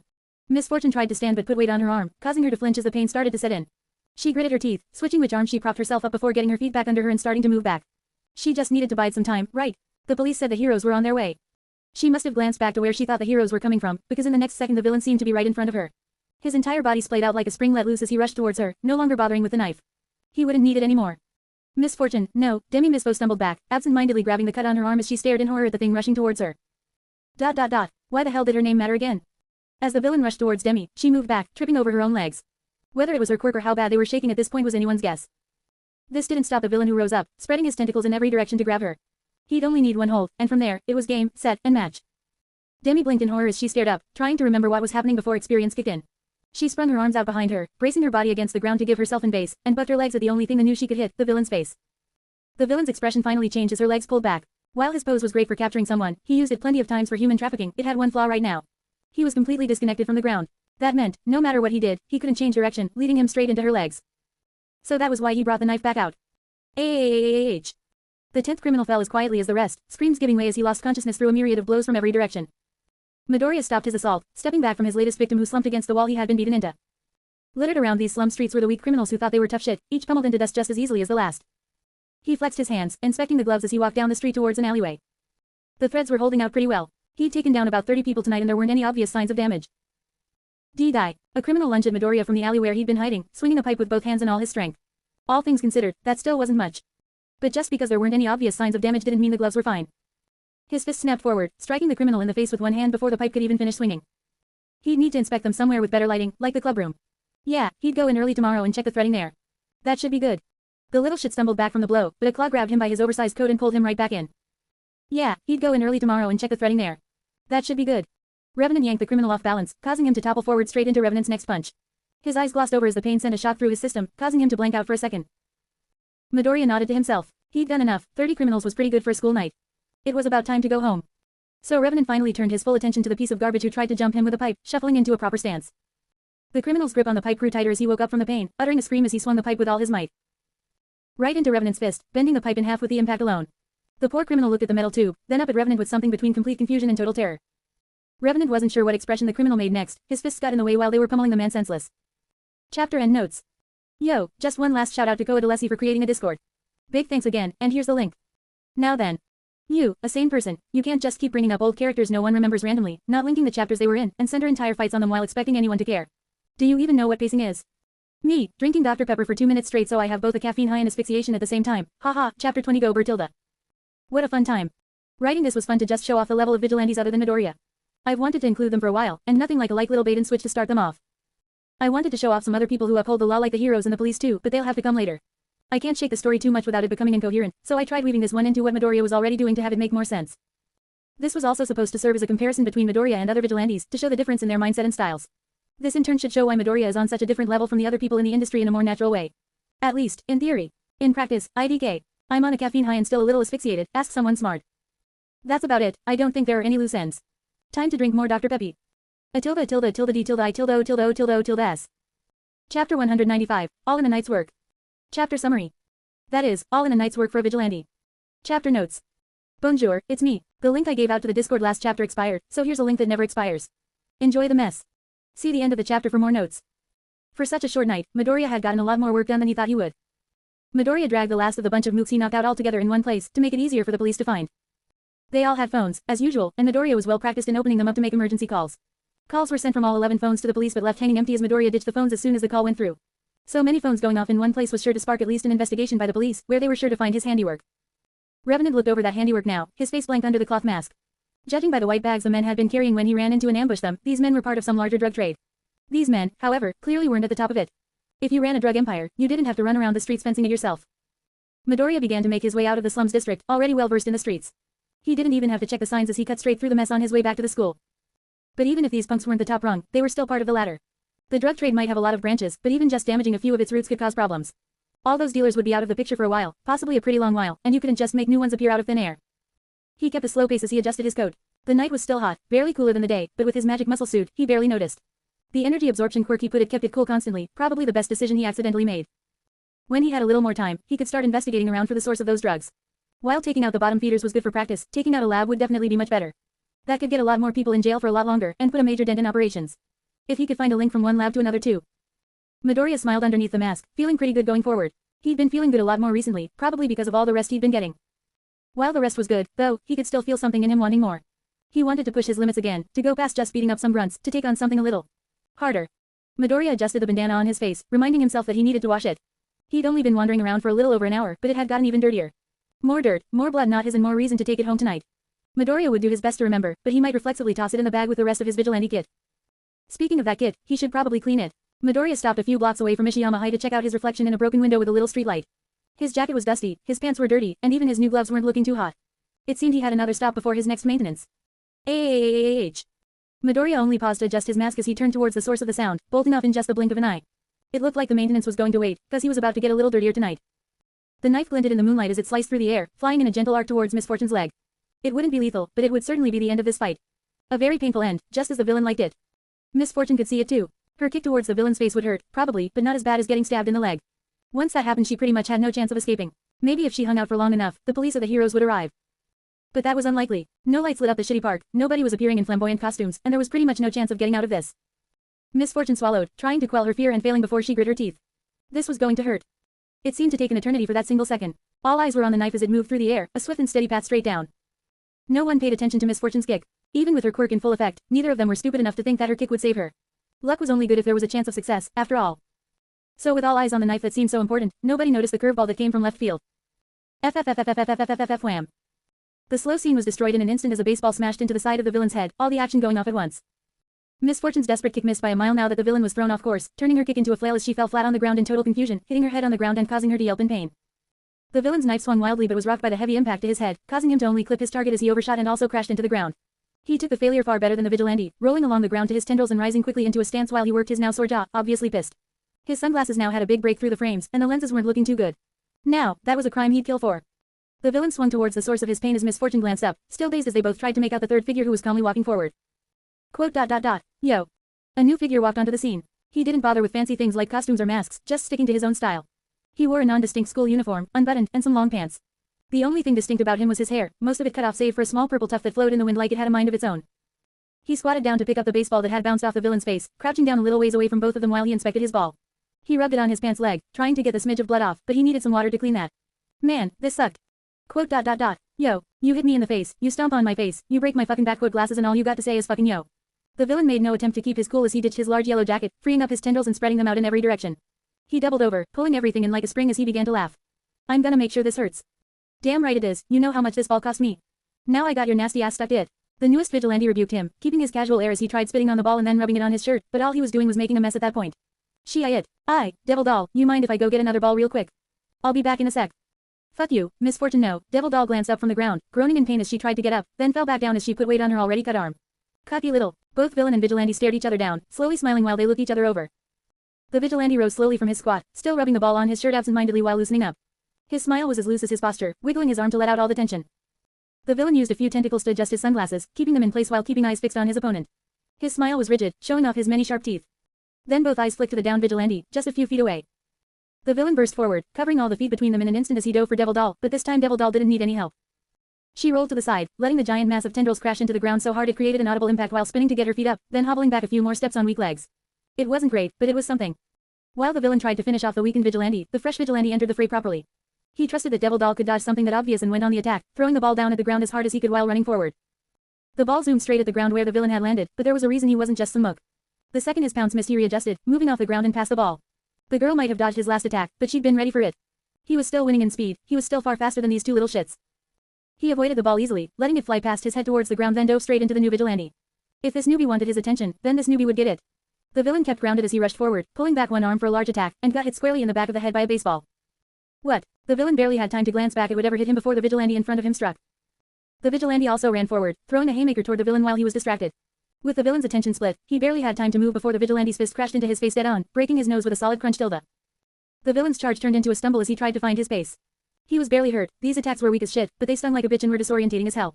With attacks literally coming from every direction, there was only one reasonable explanation for what the fuck was going on. Your quirk. The villain barely had time to glare daggers over his ruined sunglasses before the vigilante rushed in for the next move, hitting the villain dead center with a palm strike. The moment his palm made contact, his quirk activated, wrenching the villain sideways. It was as if his feet were swept as he was, for a moment, completely suspended in the air before the vigilante sent him crashing back down to the ground with another haymaker. They weren't good punches, hell, they weren't even good attacks, but it was something. The villain didn't even need to get his feet under him, catching himself with his tendrils and rushing back in, leading with the knife this time. He could play around after he had skewered this guy. He went for a straight thrust, putting enough power to easily impale the man through while the vigilante dodged, spinning around his attack like some kind of fucking ballerina. Then he grabbed the villain's arm and activated his quirk again. Instead of his entire body twisting, it was only his arm that was suddenly and violently yanked off course, the tendrils coiling around each other as if pushed by an unseen force. The knife almost plunged into the villain's arm if it wasn't made of tendrils, costing the villain a few more seconds as he was distracted by almost being stabbed. Then the vigilante hit him with another one of those palm strikes, sending him sideways again before throwing him to the ground. The villain lashed out as he turned sideways, not bothering to immediately catch himself and instead smashing several tendrils against the vigilante's body as he was thrown by the vigilante's quirk. That one hit had been worth more than all of the vigilante's little pissy punches, sending the vigilante stumbling back with sheer power. It wasn't a question of who was stronger, not by any reasonable margin anyway. The villain got hit, he hit back. The vigilante got hit. After taking his first real hit of the fight, the newest vigilante was slightly hunched as he covered his stomach. He took a few steps back, a little winded from using his quirk so much, then glanced back at his opponent. The villain, for all the hits he'd taken, was standing tall and proud. He kept his knife in his tendrils while he delicately pulled his sunglasses off, examining the damage they'd taken. He was oddly calm for someone who'd only gotten one good hit in, still smiling as he examined the broken frames of his glasses. His eyes flicked up, meeting the vigilantes and nearly overwhelming him with sheer killing intent alone. He was clearly just wasting time, but why? Was there something he gained from wasting time? A sudden move came from behind him as Devil Doll lashed out, kicking at his head with speed unbefitting of her injuries. The villain barely swerved to dodge that, then glanced towards the other vigilante and suddenly jumped back as an entire trash can slammed into where he'd just been, spewing crushed soda cups and cigarettes everywhere. The nameless vigilante spun the trash can up and onto his shoulder, keeping it high and ready to attack again while Devil Doll moved beside him, still rubbing the cut on her arm. The villain removed his sunglasses, folding what was left of them and putting them in a pocket. Double team and backquote little ol backquote me tilde. You're breaking backquote my heart tilde. He gives me the creeps, plus, my arms hurts. Can we just trash him already? Devil Doll's agitation was clear in her voice as she glared down the villain, uncowed by his theatrics. She was hurt, and now she was only seeing red. Yeah, 'cause it was so easy before. The newer vigilante rebuked her, adjusting the trash bin on his shoulder. It might have only been plastic, but the thing was still crazy heavy to swing around like a weapon. He couldn't just do it on the drop of a hat. I say we do Ishiyama. But, come on. Devil Doll took a second to glance between her partner and her opponent, then focused in on her opponent while still scowling. I just stopped a drug trade. Let me bag this one. It's 2-on-1, we can win. Oh, that's why he was waiting. The moment Devil Doll pointed out the number gap, the scene changed. 5 people walked onto the scene, dressed in the same gaudy style as the first villain with big puffy coats and sunglasses despite the nighttime heat. By their confidence and cocky looks, they'd definitely been waiting in the wings for a while. Hey Tilda, you retrieved the goods yet or what? The villains barely paid any attention to the vigilantes if any at all. They instead focused on their number who, for the last minute or two, had some children running circles around him. It's on the bench and by the bench, don't worry about it Tilda. The villain waved their questions away, his posture becoming much more relaxed with his back up revealing itself. Should we worry about you getting rusty? Sheesh Tilda. One of the villains checked the illegal drugs, but the rest moved towards the vigilantes, spreading out in a fanning motion to surround them. Oh, 2-to-1. Shut up, I'll take your lip later. Devil Doll wasn't in the mood for sass, even when she could tell she totally deserved it. Whatever, we'll do Ishiyama. Hey, guys, I think the kid's got something backquote planned tilde you just let him backquote M do whatever bro tilde. Besides apparel, the men also seemed to share an accent and attitude as one pulled his own knife off his belt, a short tonto, and flicked the sheath off so he could point with the tip at the vigilantes. I say we teach em some manners tilde. Whatever, DD, just stick close. The newer vigilante completely ignored all the new villains and kept his eyes trained on the first. No one was as close as that villain, and while they were all acting casual and chatty, that could change in the blink of an eye. And everyone sprung in an instant. The villains quickly rushed forward, covering ground like wild dogs as they charged, baring their metal teeth. The knives glinted as the clouds parted for just a moment, illuminating the scene. The men were ecstatic, energized to rip anything apart. And none were more energized than the one in the lead, the first villain on the scene. His eyes looked ravenous as he dove in, scrambling across the ground for that hit while he kept his eyes trained on the prize. Their movements were erratic, led by instinct instead of coordination. Maybe it was a habit that led all of them to charge in at once, maybe it was just chance. But no matter why it happened, creating a wave of madmen rushing in, all too eager for a bite. The vigilantes couldn't have even hoped to move that fast. One had a cut on her leg she was pretending didn't exist to try and boost morale while the other was carrying a big fucking trash can. Even if they could barely even see their opponents in the moonlight. But they still could move. The newcomer grit his teeth as he put all his weight into the swing, activating his quirk to get a slight spin on his body before he lobbed the trash can at the oncoming attackers. He even put a little of his quirk into the bin, causing it to spin wildly and bounce once it hit the ground.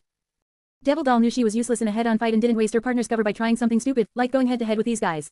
She couldn't beat one on her own, she wouldn't even survive coming into contact with 3. So, instead, she backed up, feeling the unease in her stomach and focusing on that as she tried to turn her quirk to full power. The trash bin didn't hit anyone, it was a giant chunk of plastic shoved full of garbage. If the vigilante had the power to throw that thing far, he would have already won the one-on-one fight. It bounced off the ground, far ahead of the villains, instead spreading garbage everywhere across the empty ground. The villains could have easily moved around the debris if it weren't all spinning, turning on itself to create a small storm. The newcomer stepped confidently down on the trash, only to feel their grip give way as the twisting trash refused to give purchase. The trash bin itself spun as it hit the ground like a top, spinning on a corner and slamming into anyone unfortunate enough to get close to it.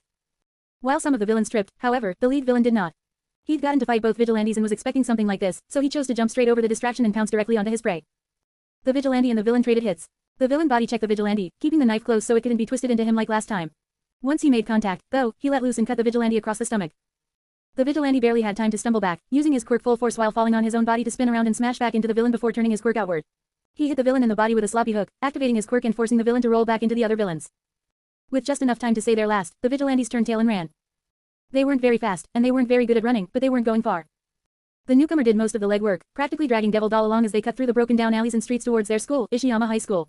This area was their home turf, after all, and they knew it well. The villains didn't need to know it well, though. They had the speed and they had the numbers. They might have been slowed down by trying to attack the fleeing vigilantes, but in a straightforward chase, they'd win. That was the fun of being a vigilante, though. Nothing was ever straightforward. The newcomer never completely stopped running, but he did deviate from the path to cause mischief for anyone trying to follow them. Using his quirk he could cause trash cans to jet out onto the path as he passed with just a sharp kick and could move entire dumpsters if they had wheels with a strong slap, causing them to spin out into the road like wrecked cars. He used his quirk to turn everything he passed by into an obstacle to try and slow the pursuers down. Newspapers, rocks, he made anything and everything he could touch a rotating mess in hopes of tripping up the people behind them. Devil Doll's usual style was incredibly hampered by the cut on her arm and leg, but you didn't get through being a vigilante without a few tricks. She led the way back to Ishiyama High School through small nooks and crannies in the back alleys, turning the city itself into a maze. A small hole in a chain-link fence, a stack of garbage bags that could be used to vault over another. Her quirk might have only been good at making bad situations, but she had to learn how to make the best of those bad times herself. Finally, after running wide for what felt like an eternity, the two vigilantes hopped the wall into Ishiyama High School with no sight of their pursuers. There were still definite traces of them, like the sound of their footsteps and shouts, but a moment's reprieve was still some reprieve. They used their little moment of silence to head deeper into the high school. While they had said the name of the school before running away, it was unlikely that their pursuers would put it together. The school's name plaque had been trashed years ago, and not even all the students knew what the place was supposed to be called. Even so, it was better to be safe than sorry. Devil Doll led the way from the school's perimeter to its auxiliary building, a long building with only 2 floors that was always empty. She didn't take the front entrance, instead going around back to the windows. With the other vigilante keeping watch, she pulled a few thin sticks of metal from her gym bag and quickly opened one of the windows from the outside, then pulled herself through with a little help from her partner. He needed a little help to get through, damn near exhausted by how much he had used his quirk. He didn't let it show yet, despite that, and instead stayed standing until he shut the window and closed the curtains. Devil Doll took the door, locking it up tightly and leaning against it as she finally sighed with relief. They made it. They had finally made it to their own little safe haven, the occult club room. The newcomer leaned against a wall, taking a deep breath before his legs gave way and he collapsed down. Man, what a run. 6 guys. What the hell were 6 guys like that doing, just waltzing around here? Devil Doll kept her tone hushed as she vented, running a hand through her hair and then grabbing and ripping off her small mask, tossing it to the floor while she rubbed her face. She rubbed the bridge of her nose to try and ease the pain pounding in her head, but then looked past that little headache to focus instead on the cut on her arm. She'd have to ask some of the other vigilantes about this on the forum, maybe that healer guy would be open tomorrow. Oh shit, Sinju. How ya doing? She glanced up to the other vigilante, her junior by a year. He'd been doing vigilante stuff for even less than that, but he seemed to take to it well enough. Me. Sinju tapped his chest with a confident smile. Pretty good, Tilda. You see that dumpster I turned while we were making tracks? That might be the heaviest thing I ever spun. Sinju waved off her concerns, wiping the sweat from his head and glancing over his shoulder to the window they came through. Even when he was excited, he kept it down, and now his voice dropped even lower. How long you think we gotta wait here? An hour-ish. Maybe less. Those guys said they were there to collect the drugs. Devil Doll did her best to not look rattled, but the second she slowed down the pain from her cut seeped back in. It hurt just to move, and she felt clammy. Still, she tried not to show it. Heroes always kept a cool face, right? I called the heroes so they should be in the area, but I'd rather be late than run into those guys again. You know where we keep the first aid stuff? Sinju gave her a slight shrug, then glanced around the room with her. The occult room was a mess of broken cabinets and poorly sorted boxes, just like everything in Ishiyama. Who knew if they even had first aid stuff in here? Devil Doll waved it off, taking her gym bag off and rummaging through it for her supplies. She didn't have much, just a couple of painkillers and some gauze, but that looked pretty good right about now. She popped the pills and tried to tie the gauze, then tensed up and dropped it from having moved her arm too much. Hey, can you tie this for me? Sinju glanced one last time at the window before pushing up and striding over, sitting beside her to help tie it off. They both couldn't help but steal glances at the window when the wind held by, or flick their eyes to the door as the building creaked and groaned. For whatever being a hero entailed, it certainly wasn't as glamorous as the life of a vigilante. 2 dumbasses sitting in the dark, fumbling with a simple knot, too scared to even turn a light on. Truly, a glamorous life. They could hear the shouts. Through the thin walls and broken glass, they could hear the shouts as people entered the school. Even if the villains didn't know what Ishiyama was, it was a safe bet they might have gone through there. A large structure with a lot of places to hide. Even if they didn't know the vigilantes were here, with the heroes on the way, they might have just ducked in for a place to hide themselves. Sinju exchanged a glance with Devil Doll and broke into a pair of much more natural smiles, then rose off the ground simultaneously. With the heroes on their way and the villains looking for them, the least they could do as vigilantes was fight back a little. If those gangsters thought they'd just be sitting ducks because of a few injuries, well. The Yakuza strode into the schoolyard one at a time, spreading out to look around while lightly prodding at each other. After all, it wasn't every day that one Yakuza got strung up by 2 kids in stupid outfits if you could even call them outfits. Are you S tilde U tilde R tilde E? The boy wasn't just some kid who just missed his bedtime tilde. One of the Yakuza said with an amused expression, barely visible in the dim light. He was wearing a school uniform, for God's sake. A school uniform that led us straight here tilde. The first Yakuza, tentacles, shrugged it off. There were only 2 schools in Musudafu slums, and the other one was 10 minutes across town. It might be nothing, but vigilantes weren't the brightest of folks. You were good at something, you got paid for it. Thinking they're slick or some shit, now that's pretty funny tilde. But even as the Yakuza chided each other, they spread out across the quiet school.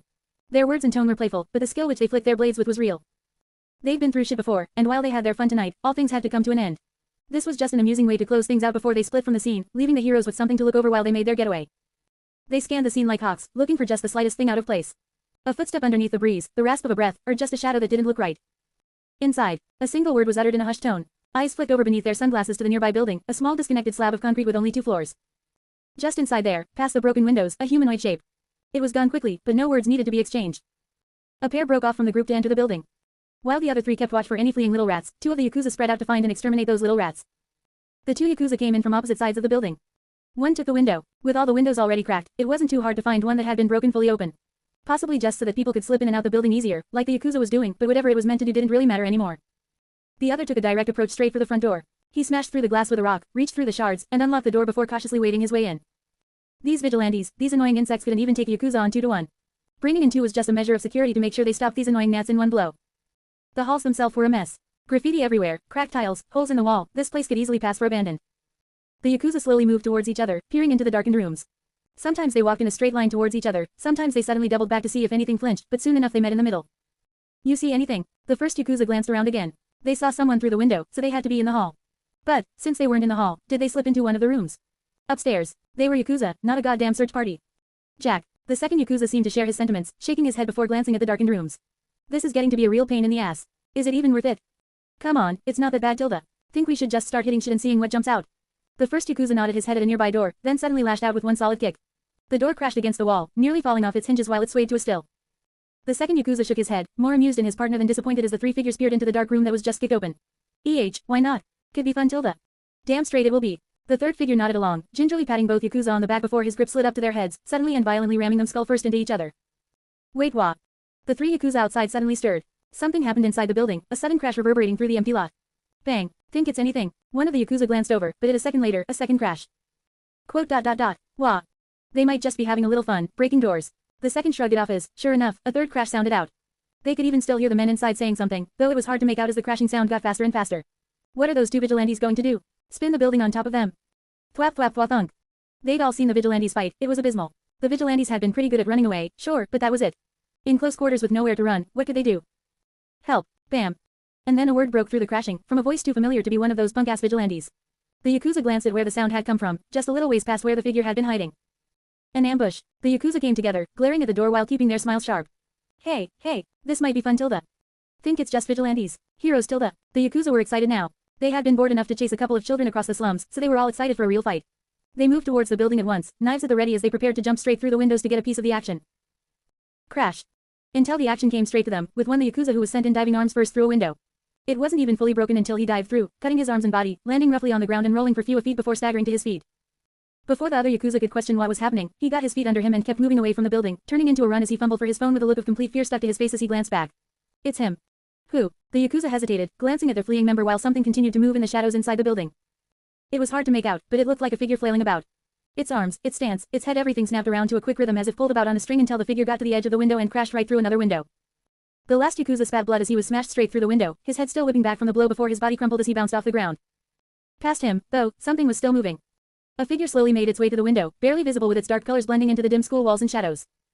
It slid over the shattered frame with complete ease, bringing with it a large staff. Its ends glinted in the moonlight, still wet with blood. The figure didn't even look at them as it moved forward, going straight for the last Yakuza. His head snapped up and back as he scuttled away, trying to crawl away with what looked like a broken arm, but in one step it fell upon him. The staff snapped forward, whipping him once across the face with the end of its staff before driving its foot squarely down on his face. The three Yakuza took an inadvertent step back as their brother screamed in pain before petering out, eyes flicking between their brother and the thing that did this to him. A small creature with a completely black face stared down at its prey, twisting its boot slightly on its latest victim, then slowly rose to meet its next. It planted the staff firmly in the dirt as it looked over them all completely relaxed. It looked stocky, with large metallic claws glinting in the moonlight and a large frame hidden under that coat. But yet. Quote.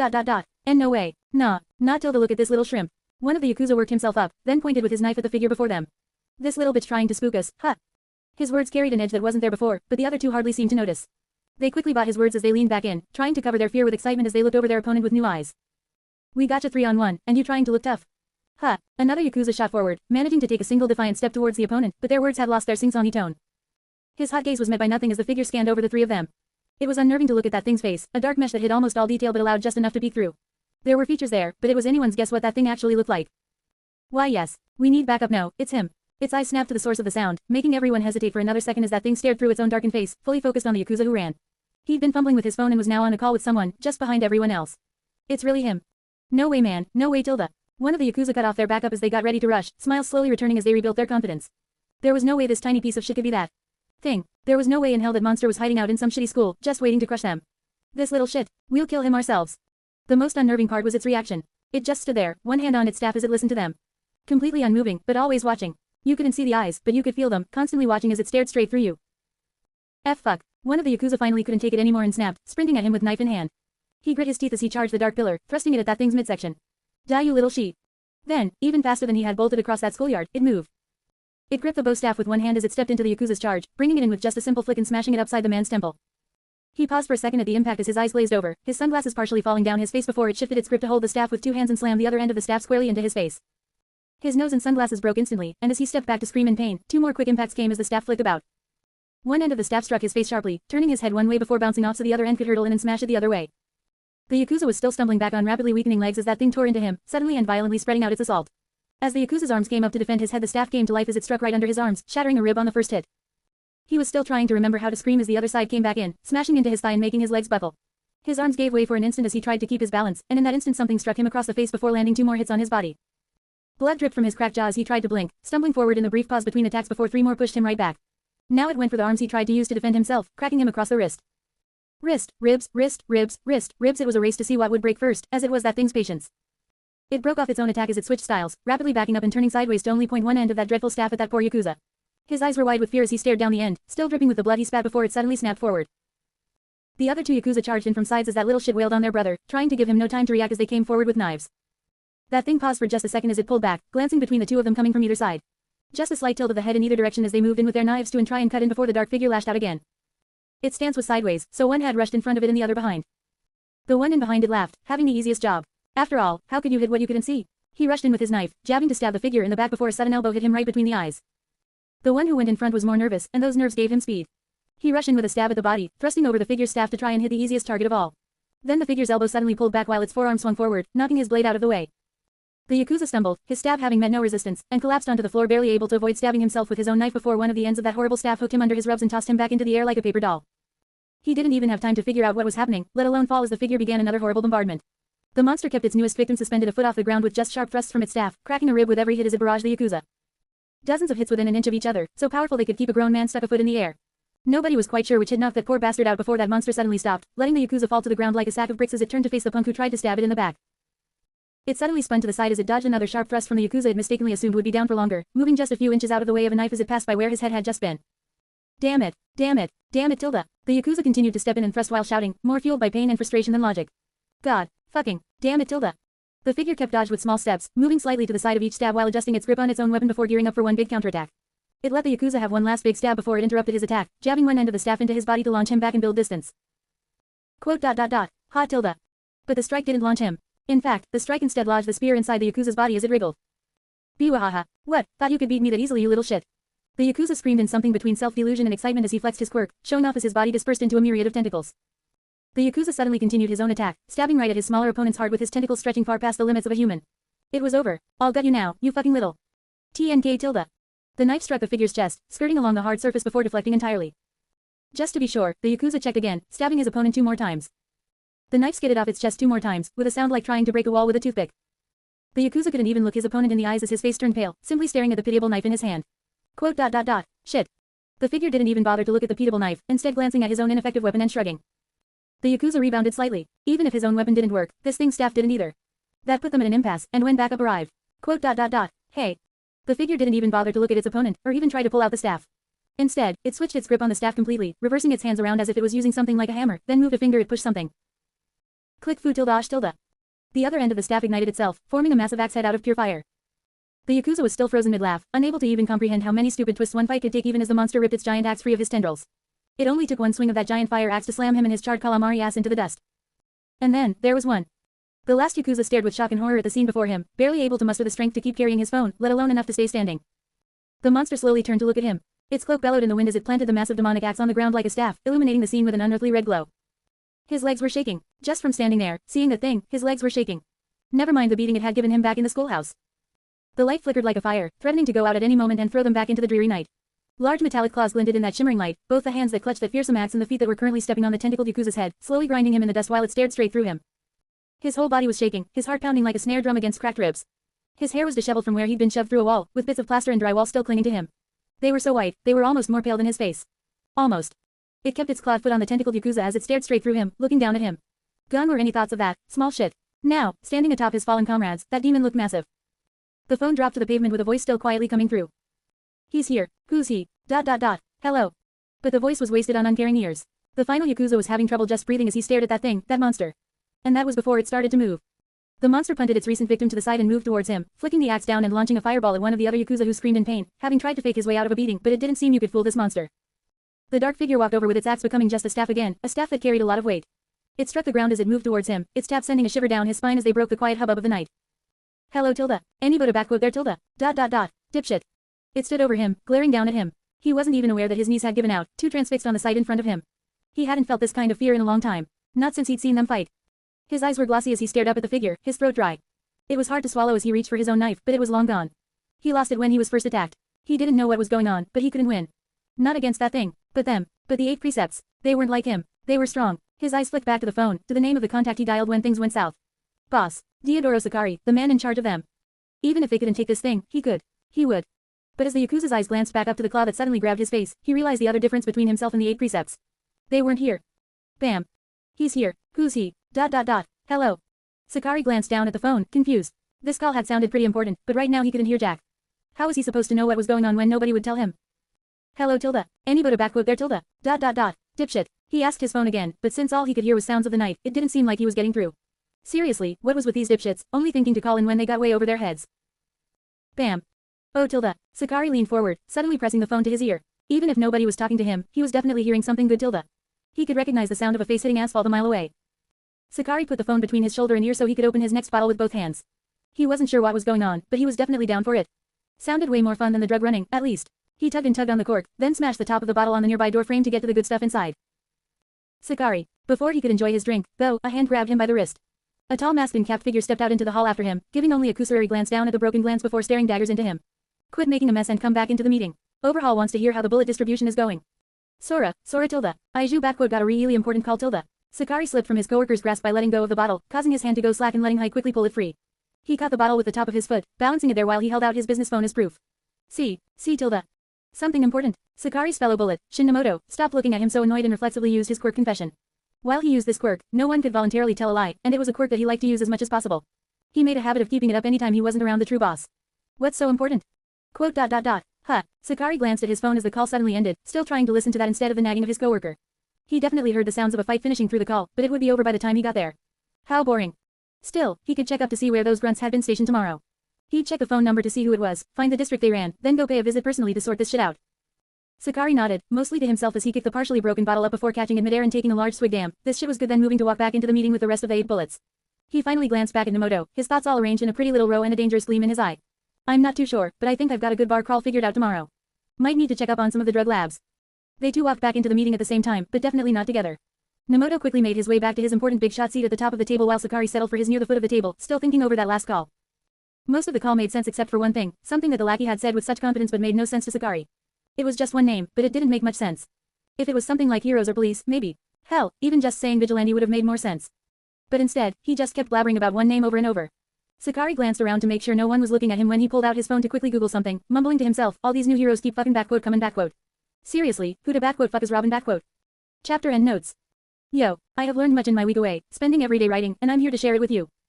Fuck luck powers, they're boring and bullshit to write. It's almost impossible to make them narratively satisfying because it's fucking luck, and this was the easy one. Bad luck is way more interesting to write than good luck and it's still a total pain in the ass. Fuck chase scenes. I thought it'd be like writing a fight scene, it's not, and I thought it'd be quick to write, it wasn't. Maybe if I changed my mindset around, tried to focus less on the chase and more on the getaway, it'd be fun, but I've spent a week writing this and I'm taking a stand. It's either I publish it now or I spend another year going in circles, and as a third point, fuck that. Fourth point then, fuck the vigilantes. They should be included more and I definitely need to even if I don't like M, but fuck M. Having to introduce and explain a character's powers in one chapter and make people give a shit about M. Did anyone give a shit about almost Devil Doll dying last chapter? No, cause who fucking cares Tilda? She only showed up like 100 chapters ago. Alright, this quickly devolved into ranting, but NGL that's mostly what I use the endnotes for. These experiments are definitely teaching me about my weak points, at least. Most writers would write separate experimental pieces before throwing them into a major work, but me. I've got the power of stupid on my side. So yeah, definitely got a little off track, but I had fun writing the final fight scene. I'm starting to think I just like Batman a lot. Nah, time to add another 100 views to The Dark Knight main theme by Hans Zimmer. Another shout out to Ebony Bird of Doom for editing, but for now, adios. Chapter 196, Popo be Raiden. Chapter summary. One author likes the word Popo way too much. Seriously, who thought of that and can I give them a gold medal? Chapter notes. See the end of the chapter for notes. The final Yakuza's face suddenly became calm, even a little confident. He smirked in the face of danger, his movements becoming a bit less sporadic right before Midoriya slammed a palm into the jackass's nose, breaking it instantly before grabbing head and slamming it straight into the pavement. 2 heavy hits in under a second. He'd seen the Yakuza reaching for a knife. This punk-ass bitch wasn't slick. Did he really think that would slide? Midoriya kept his weight on the Yakuza's head to keep him down, taking a second to judge if his last victim was really unconscious before moving back and taking in his surroundings. He looked all over the schoolyard, but as far as he could tell, it was just him. Only now did he lax his guard and go for the phone the last Yakuza had dropped, picking it up to see it was still on a call with someone. Boss. Well, that didn't do him any good. If he had friends in the police, maybe, but he had no way to trace a phone call. So Midoriya reluctantly ended the call and instead dialed the police, then dropped the phone over top the Yakuza and went his way scavenging the rest for their phones. It didn't take long to get all the working ones to call the cops. He had broken a few in his fighting, but he had to be quick. He already called in the cops once tonight, not too far from where he was right now. They wouldn't be long, so he had to be gone. Fast. Would it be best to leave with his equipment? Probably. With the villains coming so close to his hideout, he had no time to stay here to change and still try to leave in his civilian attire. It'd be suspicious. Plus, they might search the premises tomorrow. Midoriya glanced over at the extracurricular building, staring right where the crafting club was, forming his plan. He'd go in only to grab his civilian clothes and bail, then change somewhere else. Maybe in the forest by his house, that place where he buried all his old shit. Yeah, that was a plan. A good plan. Midoriya nodded to himself before disappearing with one sudden dash, diving into the shadows before making his way around the back of the building. This would only take a minute. From the shadows of Ishiyama's auxiliary building, two figures watched in amazement as the pro hero did their stuff. Outnumbered 3-1 but driving the villains back, the dark hero single-handedly beat everything back with sudden quick strikes. Each villain charged in, and with just a flick of the staff, each villain fell until there was only one left. He'd been so far back he'd gone unnoticed by the vigilantes, but not the hero. He was calling for backup. In just a few minutes, more Yakuza would be here. But in a few seconds it was over. Against the Yakuza that sent the vigilantes running, the lone hero strode forward and grabbed the final villain by the face, smashing him into the ground. The figure didn't end there, suddenly turning. Their eyes swept the small schoolyard, cutting through the shadows as they looked for something. More villains. Was their backup already on the way? Devil Doll suddenly put a hand over Shinju's mouth before he could gasp as the hero peered right at them. They were hiding in the auxiliary building's hallway, right in front of their clubroom which should have been well out of sight, but the hero still seemed to stare right at them. Don't move. Devil Doll's whisper seemed to echo as it broke the silence, but still she made no moves at all as she stared back at the hero. Until they move. Don't budge. Shinju almost nodded if Devil Doll's hand didn't hold his head fast in place. It was suddenly terrifying to see that dark figure in the middle of the courtyard staring right through them, its head tilting as if thinking. He was so focused on the hero that he didn't notice how badly he was shaking. It was for the best, since if he noticed that, he might notice how badly Devil Doll's hand was shaking. Getting caught by a hero wasn't as bad as getting caught by a villain, not by leaps and bounds, but there was something about this hero, something horrifying. Maybe it was just the fear of being caught, maybe it was just the tension of the night, but whatever it was, there was some nameless fear pounding in both vigilantes so loud they feared that dark hero could find them through their thundering heartbeats alone. It stared straight through them, its faceless head seeming to lock eyes with each vigilante before it suddenly nodded. Just a little nod to each of them, a slight affirmation almost as if to itself, and then it was gone. The vigilantes blinked, staring at the now dark and empty courtyard, then looked at each other before breaking out into smiles. They didn't break the silence as they made their way back into their clubroom, grabbing their stuff quickly and making their way out of the scene. The cops would be arriving soon, and evading those morons was one of the first things a vigilante had to learn how to do. But as the vigilantes made their way out of the school, going over the back wall and making their way home, they couldn't seem to wipe the smiles from their faces. It was always cool to see a hero in action, after all, and there weren't many hero fans bigger than vigilantes. They talked about it as they moved through the streets towards the safer part of town, Shinju helping Devil Doll all the way to her home while helping with her stuff. She did get nicked pretty badly, after all. Maybe talking about the hero was just a way to take their minds off the pain and fear of the night, but it really worked to set them both at ease. They didn't know why that hero had nodded to them, perhaps just letting them go this time, but it did wonders to calm down their hearts. Shinju walked Devil Doll all the way home, where she assured him they'd see each other the next day at clubs. Vigilantes worked best in groups, just like heroes. Besides, a group could get better connections than just one person, like Dr. He was a vigilante with a healing quirk and a vigilante that Devil Doll had become well acquainted with. She'd be seeing him pretty soon, it seemed. Devil Doll waved Shinju off, sharing a laugh with the younger vigilante before they split. Still, the movements of the Yakuza were getting a little worrying. Plus, getting saved by that hero who just wandered on the scene. They'd have a lot to talk about next time the occult club met. Midoriya went to school bright and early, eager to be one of the first people there when the kendo club met. His short patrol last night had been so quick and easy, it hardly took any energy out of him. As such, he felt pretty good. He wasn't as tired as usual, having gotten way more sleep than usual. Because of that extra sleep, he woke up a little earlier and got to eat a real breakfast. It really was just a whole bunch of small things stacking up. He threw open the kendo club door, then immediately moved to massage his ribs. Well, the entire night hadn't been easy. He'd taken a knife to the chest that he really should have blocked. He'd been confident his suit would stop it, and it did, but damn did it leave a nasty bruise. That was gonna sting for a while, the careless mistake it was. Midoriya cleared his head of his worries and walked into the clubroom, squinting to adjust from the bright morning sun to the darker room. Sure enough, just by trying to come a little early he was the first one there. God knows why nobody thought to lock the place up. He fumbled through the dark for a light switch, and only after all that was he able to take in the room. He smiled as the room's lights slowly flicked on one after another, to reveal a giant mess of wrappers, beer cans, and cigarettes fucking everywhere. The same kind of giant mess he spent way too long trying to clean up just one day ago. In fact, he wasn't too sure someone just hadn't dumped out all the trash he spent several hours picking up. Revenant stared out at the mess, his steps echoing across the empty room before stopping in the direct middle of the room. He crouched down, running a finger along the wood floor. Food crumbs that definitely weren't there after he just swept the entire room. Revenant rubbed his fingers together, silently wondering how much effort it would take to burn down the whole building. Normally, it might take a little gasoline, maybe some well-placed oil, but with his fire axe Rita. Fairy and Kinky wandered the path to school, Kinky propped up by her older brother as she rubbed her pounding head. She thought she just had a couple of drinks last night, but somehow it always seemed way worse the next day. How long had the bandana D's stuck around to drink again? Oh, I can take one more Tilda. And that annoying sound right next to her wasn't helping. Could you just shut up for 5 minutes? Bite me and stop leaning on me, damn it. Fairy tried to shove his bigger sister off, but she just dropped back on him like a wet towel. What a bitch. The two didn't notice the police car parked right outside their school, so busy with their own bickering. They barely managed to avoid whacking each other until they finally made it to the front gate, where they walked right into the growing wall of people. Hey, what's the big IDEAOH? Both siblings shouted in unison, only stopping when they noticed the clean-looking officer glaring over the crowd of rough-looking students, cutting through them all with just his glare alone. Both siblings suddenly found it a lot more interesting to stare at something off towards the right instead of whatever was happening in front of them, nervously scooting to the side before looking back at the scene. Pissed, think the popo here cause of our fight yesterday. There was a lot of whispering going on in the crowd as they looked at the scene. Yellow tape was all over the place, from the entrance gate to that one building to the side that nobody gave a shit about. There were a few officers walking around the place too. Shish, shish, for a big dipshit, your brain sure is small. Fairy quickly bopped Kinky one upside the head to try and get that small brain of hers working, then glanced back at the school's natural enemies. Police. Nobody here like police. Don't say shit about shit. Well, don't hit me. Kinky returned in kind, smacking her brother with her bare hand then quickly massaging her now hurting hand, refusing to admit how bad an idea that had been. She glanced around the crowd, deciding to try poking around. Pissed. What's going on? Another delinquent leaned back, whispering, no clue. They got here like 10 minutes ago, putting tape up on everything. Principal got pissed, started showed in backquote shit. Then some dude in a white suit rolls up and takes away while these fuckers do keep going with their fucking backquote tape. The Kendo siblings exchanged glances. If they were looking around for something that happened yesterday, the only thing that happened in the courtyard was. Uh-oh, maybe they should skip Kendo for a day and try sticking to their actual classes for once. Midoriya wiped the sweat off his face, looking over his work. The floor that had once been such a mess was now spotless. The wrappers, the cans, the cigarettes, and all the other trash had been swept and bagged up. In just a little over an hour, the activity center that the Kendo club used as a club room looked cleaner than ever. Sure, some of the lights were out and the walls were still a little banged up, but the Kendo club could handle their own shit. Midoriya just spent an hour bagging all their garbage and couldn't be fucked anymore. He wouldn't have even done this if he didn't think he could get anything out of it, and he had something in mind already. He came to this stupid club to pick up some moves, and from the brawl he'd seen yesterday, he had a couple of plans of what he wanted to learn. He had a few people in mind to fight. Well, a few might be too much. Most of the club was hopeless, flailing their sticks with no idea of proper distance. They ran straight into their opponents and were surprised when they couldn't hit their targets when it was all their own fault. There wasn't a person in the background worth paying attention to, and with so many people in one club, that fact alone was amazing. No, it was only two on top who were worth investigating. The only people who seemed to have an ounce of skill were the club's leaders, Fairy the president and some girl who was the vice president. He wasn't sure if her name ever came up, he never caught it. Midoriya stroked his chin, nodding to himself as he thought over yesterday again. The Kendo club had a big fight with some other local gang, so he got a great showcase of some fighting without having to lift a finger. It was a little odd to see so much fighting without getting hurt himself, but he'd take a freebie. The two people he wanted to research had drastically different fighting styles. The president used a massive sword that he swung around like it weighed nothing, hitting his opponents with a barrage so strong it managed to overwhelm Midoriya somehow when they first fought. He still wasn't entirely sure how the president did that. The other one, the vice president, he'd only seen fighting briefly during the brawl yesterday. She had used her sword one-handed as if she was some kind of fencer, fighting right in the middle of the brawl with her own barrage of thrusts. The fact that she could do anything in such a small space was surprising enough, but her completely different fighting style really drew his attention. Sure, Kendo had thrusts and jabs, almost every style of swordsmanship probably did, but the way she used her sword definitely seemed like she was using a rapier. Who knew why she was using rapier techniques with a Kendo stick? Midoriya stopped stroking his chin like a pretentious prick and focused instead on what he had to do next, packing away all the cleaning supplies. He could focus again on the sword stuff when the Kendo members eventually showed up.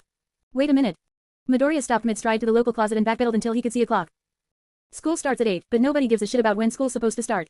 Midoriya voiced his thoughts to try and work out what was happening, leaning on the broom he used to sweep the room while he stared up at the clock. Quote. When did I get here last time? 7 something. So it was definitely before 8, and people were here. With only 10 minutes before school started, Midoriya wouldn't have been surprised if his class still only had 2 people in it, cause he knew it'd be him and Eiko. But the Kendo club had a ton of people bumming around last time he was here way earlier than 7:50, so that left one question. Midoriya glanced around the activity center one more time for good measure, just to make sure he wasn't missing something obvious. The chairs were all pushed to the side, stacked on one another in a neat and tidy row. The floor was as clean as he could bother to get it with just a broom and dustbin, the various bits of garbage long gone. He had checked it a dozen times at least in just the last 5 minutes to admire his handiwork. The weapons, if you could call them that, with a straight face were all gathered together in one corner, out of the way of Midoriya's work. Everything was organized, even the mess of a gaming area now that had been a real pain in the ass. Everything was where it should have been, except for one little thing. Something even more important for the Kendo club than even their Kendo equipment. Midoriya glanced around the room, brows furrowed in confusion as he glanced towards the door. For some reason, despite how long he'd been here, he was still the only person in the club room. And while he had a few times in class where there were few people, it never got this bad. So that created the one question rattling around in Midoriya's brain. Where the hell is everybody? Before the words could even finish leaving his lips, something rattled. The front door wiggled as someone tried to get to grips with the sliding door. Midoriya moved to that door, eager to finally have anyone, to get some details on what was happening. At this rate, he'd even take those morons who sat around gaming all day as long as they could explain where everyone was. But what he found was way worse than that. The person who opened the door wasn't those gaming morons. No, they weren't even from the Kendo club. Hell, they weren't even from Ishiyama High School. Coming in through the front door of the activity center, the police officer only took a second to look across the barren building before focusing on the only person in sight, a young but slightly disheveled student. Fewer people than expected, but he'd do for a start. Excuse me, young man. I'd like to ask you a few questions. Midoriya's eyes slowly trailed up as he took in the sight of the officer, his eyes widening as the reality of what was happening sunk in. Quote. What? Chapter and notes. Yo, imagine cleaning a club as an excuse to fight its vice president and instead getting pounced by the Popo Tilda. Bonjour, I'm not dead yet. Hopefully by the time the next chapter comes out I have a job finally, but that's that and this is this. Let's talk about this. Figuring out how the vigilante would react was really interesting, cause I realized I didn't want to just keep repeating how spooky Ronin is. I've heard it before, you've heard it before, and we've seen Ronin when he gets real spooky. I didn't want to repeat anything I'd said before, but when you're reiterating what one person did from another POV, that's kinda hard. So, I cheated and didn't. Just skipped a whole bunch of shit and tried to focus more on the vigilante stuff, like Doctor and his healing quirk.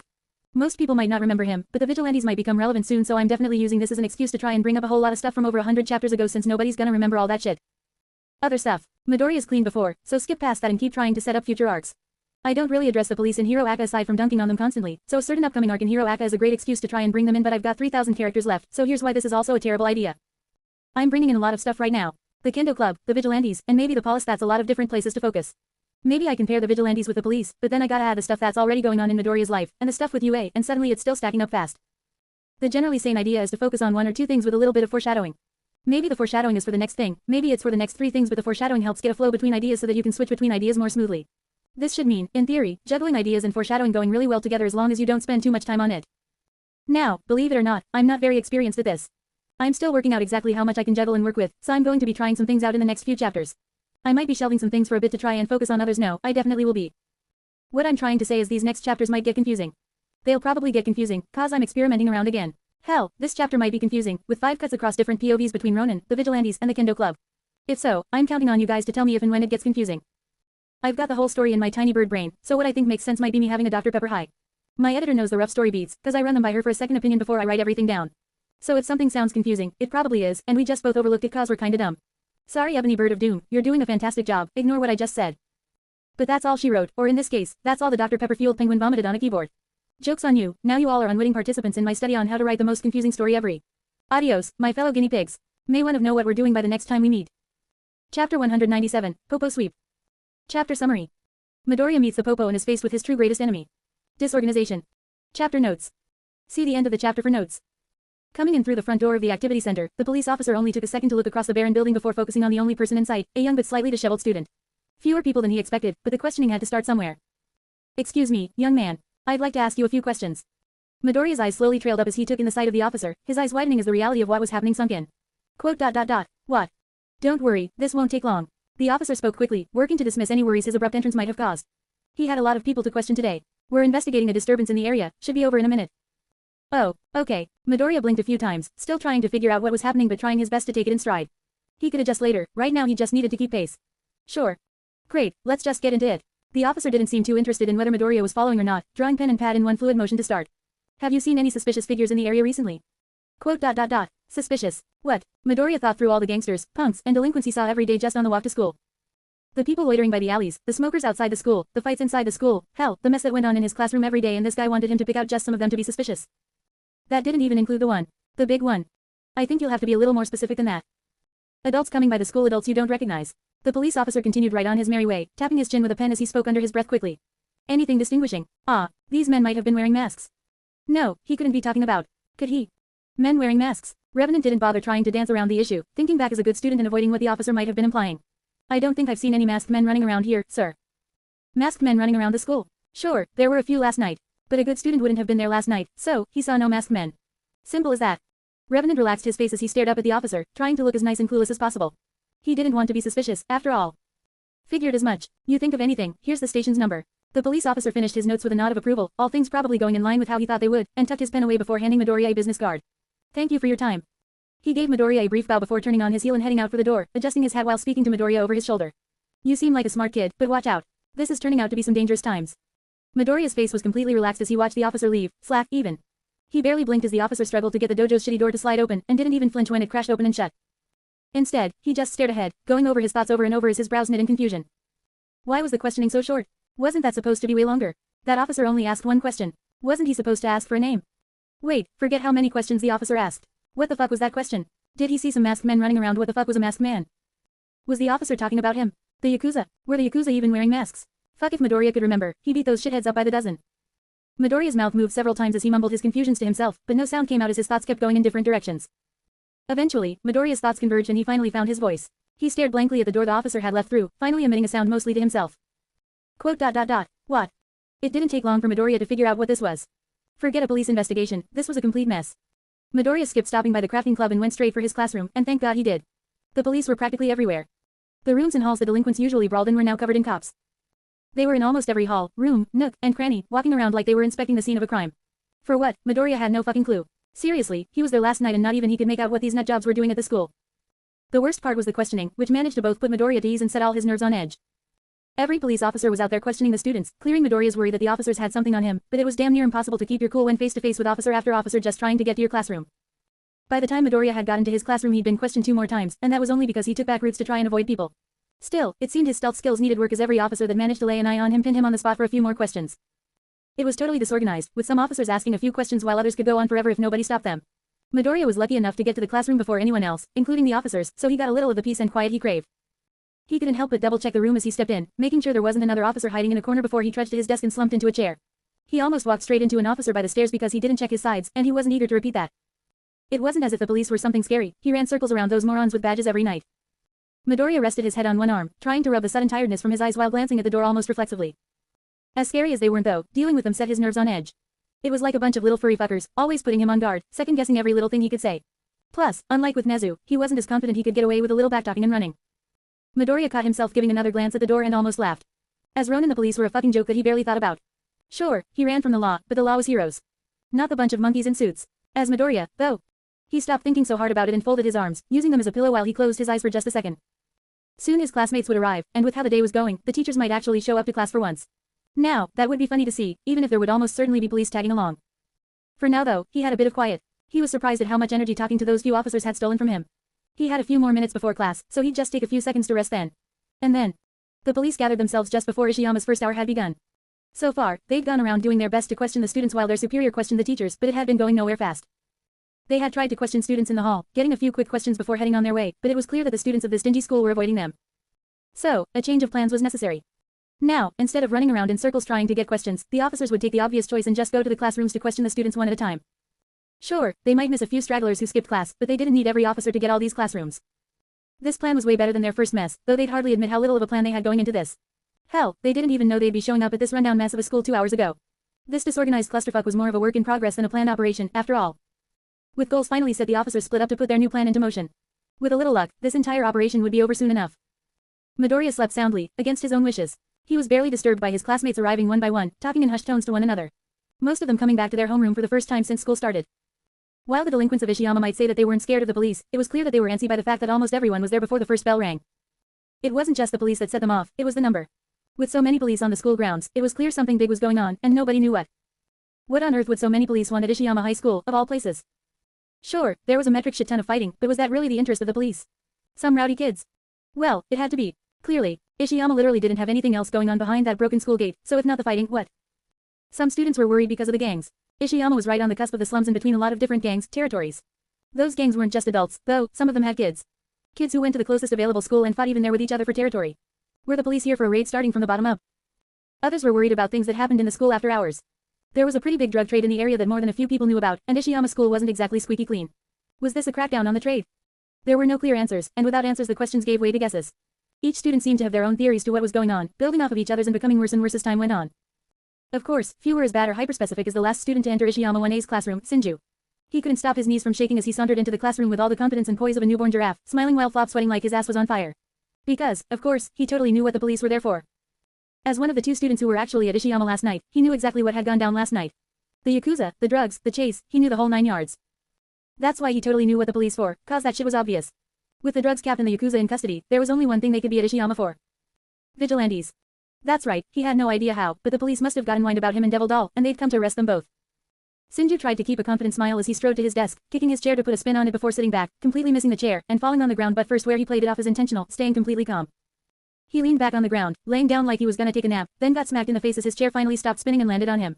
He didn't even blink to show that he was totally cool as a cucumber and definitely not screaming internally. Though 1A's class might have been quite that day, it was nothing close to more relaxed, with the tension so thick you could cut it with a knife. Every student seemed jittery as the clock ticked, the start of class approaching second by second. Except for that one weirdo with the green hair, who was sleeping in the front row. Everyone looked at him with a mix of awe and respect, managing to sleep straight through this stressful situation without even batting an eye. Face to face with tons of police investigating everything, and he was so calm he was literally asleep.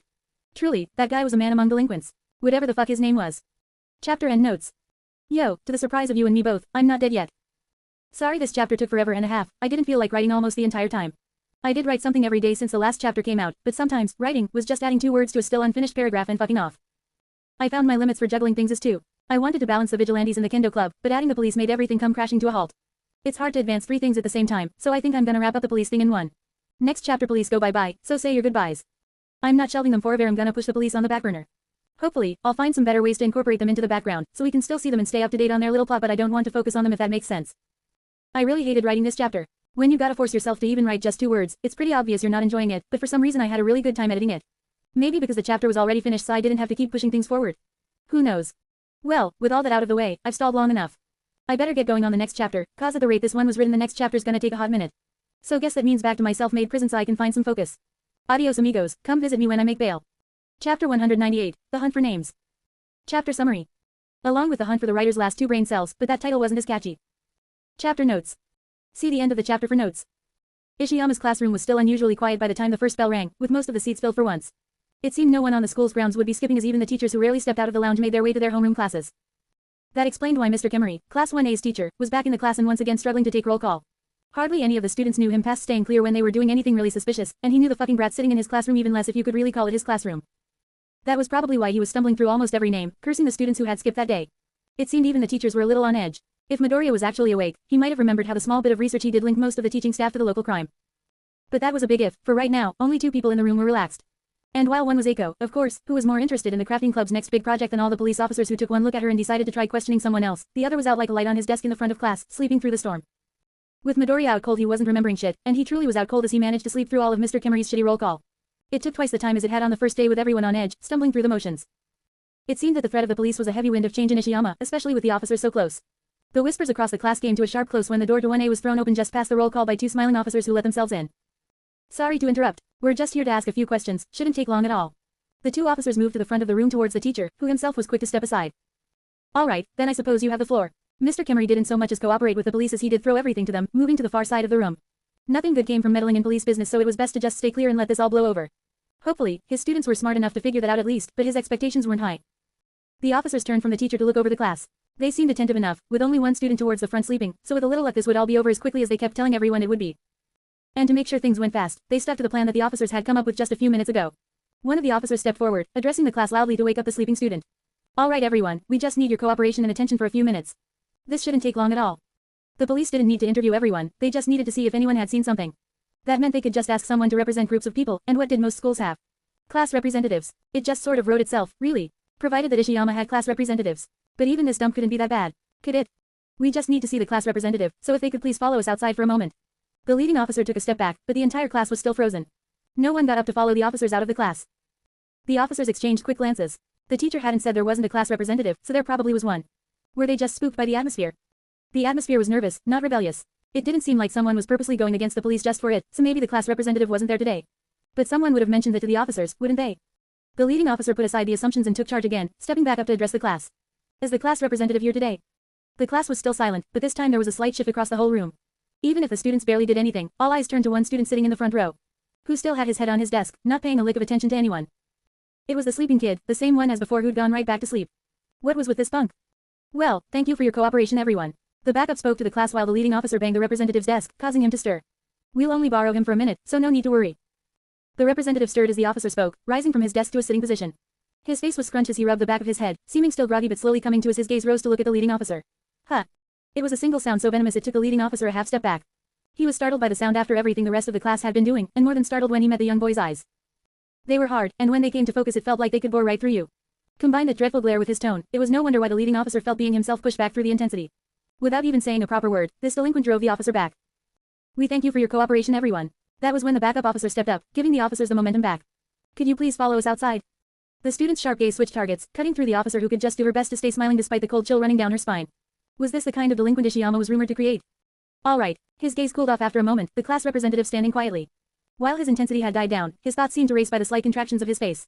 His eyebrows knit, his scowl deepened, and his eyes suddenly switched from the officers to across the classroom. The entire class was suddenly pushed back by the same gaze that caused an officer to step back, a cold glare from two green pits. He didn't seem to look at anyone in particular as his gaze flicked from student to student before settling on the back of the room itself, giving his whole class a little nod combined with a wicked smile. It wasn't at anything particular. Just a small, quiet smile that set everyone on edge. And then he turned back. The class representative didn't bother to look back after that, at the class of the officers. He made his way to the door with an odd sense of ease that no one in that room, student, teacher or even officer, could replicate in the situation. He didn't even seem fazed at all, like it was just another day at Ishiyama High School. The police gave each other nervous looks before thanking the class once again and following the representative out. They had asked for a representative of the Ishiyama High after all. The place was practically legendary for the delinquents it held and the villains it made, and it seemed like the officers would be getting the whole package whether they liked it or not. Bam! Midoriya was jolted awake as something hit his desk, causing him to snap out of his nap. Only borrow him soon, you need to worry. There were words running through Midoriya's head, some mumbled and mangled as he slowly came back to the real world. Midoriya slowly leaned off the desk, rubbing his head and squinting to adjust to the light. Falling asleep twice in one class, he must have been more tired than he thought. What was going on? Midoriya glanced up from his desk, still adjusting to the light. Standing over him was an officer, squinting down at the still waking student. If the officer was standing over his desk, Well, fuck. Midoriya's expression soured. If there was only one officer and he was standing over Midoriya's desk, the odds were good that he picked who he was going to interview first. What a pain in the ass. Midoriya took a small breath to try and hype himself up, but there wasn't much excitement he could muster for another interview with the monkeys as he slid his chair back and stood. Who knew how long this one would take? Before he left the room he turned to look at Eiko. Across a room of students trying to look busy, she was the only one with both pencil and paper out as she did her homework. Because she'd been writing it didn't seem like she heard what the officers were talking about either, but she did notice him getting up to leave. She honestly looked a little worried. Someone caring about him just getting pulled out of class. How far he'd come. He turned heel to face her fully, giving her a small smile and a quick nod. It wasn't much, a small little reassuring motion, but it seemed to relax her. She gave him a small wave goodbye while he turned back to the clowns in uniform. As much as he wanted to get this over and done with, he didn't have much to lose. It didn't look like the kendo club would be meeting today, and leaving early today might be a little suspicious, so it was with a smile that he walked a little further into his own personal, but very boring, brand of hell. Who knew, it could be fun to see things from this side of the law. Maybe he'd even learn something. That day Midoriya learned that being questioned by 2 officers was even less fun than being questioned by 1. It might have been because the questioning was the longest so far. Each officer took turns asking him questions, so even if it was the same amount of questions, it took twice as long. The officer's questioning started normal, or what Midoriya thought normal might be. They took down his name, his grade, his class, the kind of stuff that you barely even thought about. Sure, he didn't usually like to give personal information out, but someone should have categorized all this shit so you didn't ask the same kid the same fucking questions 4 goddamn times. At this point, he was glad they took his name if only so he could escape this endless loop of bullshit. But poor little Midoriya could never escape bullshit, not by a long shot. Once the usual and generic questions were over, the questions got weirder. Have you seen any adults lingering around outside the school? Suspicious ones, anytime in the last month. How popular are masks around here? The kind that covers your mouth, those popular here. Have you ever seen any weapons on campus, like a gun or some bullets? Even just one bullet. Just a bullet, Midoriya asked back, far beyond confused at that point. He wasn't even sure the officers knew what they were talking about anymore. No, what are you guys talking about? Guns were a big no-no in Japan. With strict gun laws and heavy punishments, Midoriya didn't even risk bringing spare guns to school. He always kept them out of sight, only bringing them in when he needed to work on them. Sure, he did bring bullets on campus, but he kind of had to. It was where he kept the rest of his costume after all, but even still. What was this questioning? Very few people used guns in Japan. Snipe was the only big hero, and hardly any police carried. A gun was mostly the weapon of criminals like villains, yakuza. And a certain vigilante. Were they onto Ronin? If so, then why were some of the other questions so far out there? Things just did not add up to Revenant's liking. It was too chaotic. Alright, sorry to spook you. The officer who led that question laughed it off while earning a stern glare from the other, and a well-earned at that. This seemed like too much information to give out in a simple questioning. There are just a few rumors we heard, need to stamp out the false stuff, you know. Midoriya definitely did not know, but at this point, who really cared? Well, if we're just going straight to the point now. The originally leading officer continued to glare for a moment at the one in back, then turned to focus on Midoriya, brows knit tight while speaking in a serious tone. What do you know about the Shihasakai? Sir. Shut it. The leading officer didn't even glance at the subordinate while glaring at Midoriya. Clearly, this was something pretty important. Shihisakoi no, the Shihisakoi. Midoriya himself thought deep and hard for a second, but only a second as his face became clear, free of the tension and worries. He had thought through everything he knew, twice to make sure, and came to one clear conclusion. Quote. The what? He had no fucking clue what a Shihisakoi was. The 2 officers stared at him for a second, inspecting his face closely before both sighing loudly, the tension entirely leaving the room as they leaned back. It's nothing of notice. Thanks for your time, Mr. Izuku. The subordinate gave Midoriya a small smile as the officer stood, Midoriya joining them a second late. It was really helpful to our investigation. But if you ever think of anything else, anything at all, call us. The lead officer was still leery of something, offering Midoriya a business card. 4th one today, but who was counting? It could be very helpful to our investigation. Midoriya smiled as he took the business card, more glad to be free now that this interview was done finally. Not a problem, officers. Say, what is your investigation about anyways? Midoriya did his best impression of himself back in middle school as he worked that smile, trying to go for the whole incredibly innocent and docile look. Not really good odds this would go anywhere, but it was worth a shot. Sorry kid, but that's on a need-to-know basis. Can't just have all the villains knowing what we're doing. The subordinate officer sounded so cheeky that it took all of Midoriya's will to not mention the guns, bullets, or whatever the hell the Shihisakoi that these 2 name-dropped all in the course of 1 minute. But that was for him to know and research later. Right now, docile and shit. Midoriya kept his face up while he made his exit, giving the officers a wave goodbye on his way out. Alrighty, have a good day officers, and good luck. He didn't bother to drop the facade in the hallway, still a little paranoid of more police around every corner like there were on his way to class earlier, but he did think over the interview as he made his way from the empty classroom they used for questioning to his own class. There was something big going on if the police got off their asses and investigated it. His year of vigilantism taught him that the police didn't do much of anything on their own these days, so there was probably at least one hero involved in this. Besides the hero interference, this whole thing sounded dangerous. Guns were always bad news, especially in large numbers. Maybe the Shihisakoi were gun runners. A new batch of gun runners would need somewhere to sell them to, and the odds were good that would be the streets. Same streets he patrolled. An uptick in criminals with guns now that would be a pain in his ass. His bodysuit might stop bullets from turning him into Swiss cheese, but getting shot was getting shot. A single bullet could break a rib at the very least, and now there might be tons more on the streets. It was good to try and remember it for later because right now Midoriya made it back to his own class. Fat lot of good he could do from there, but with all the police everywhere, the last thing anyone wanted to do was cause a disturbance and skip class. So Midoriya meekly opened the door, gave his class his best smile, and quietly made his way to his seat before focusing vaguely on the board and Mr. Kemery doing his best to teach for the first time in years. Hey, the teaching might be shitty and the interview a pain in the ass, but the whole class was suffering together so no point in bitching. Midoriya even managed to smile as he stopped focusing on all that police and hero shit, instead tuning into the teacher as he played with a pencil. Might as well just take his ticket and ride the ride. Well, Midoriya thought the whole class would be suffering together, but of course not. By lunch the police had still only questioned him and not a single other person in the class, even the teacher. The police were still there, make no mistake about that. There was one sitting at the front of class right as the lunch bell rang, that subordinate who just took notes, but the police weren't doing anything. This was more in line with how he remembered the police during his vigilante hours. The bell ringing was a welcome relief though. With its ringing the class finally came to life again, the students getting up and talking to each other as they made their way out of the room and hopefully away from the cops. They reunited with their cliques and talked amongst themselves, a bit more quietly than usual but talking nevertheless. Midoriya smiled as he got up, stretching a bit. Even if he wasn't peeved he was the only one getting called out, he doubted the police had anything on him specifically. With a little time to reflect it was clear that they were here for something else. And why wouldn't they? Midoriya had known this mess pretending to be a school was a festering pot of crime, it was half the reason he applied here. Sitting pretty on the edge of the slums, it was a nice bit of real estate between multiple gangs. Prime location for some shit to go down. And that was before discussing the students, some of whom had real applications for their own gangs and shit on the school board. That was why it was such a perfect cover for Ronin, hiding a needle in a haystack of needles and all that shit. Midoriya didn't need to worry about getting found out hell, if he did, it would just be more suspicious. He just had to put confidence into his cover and sit back. This was the kind of thing that could go sideways from too much meddling, after all.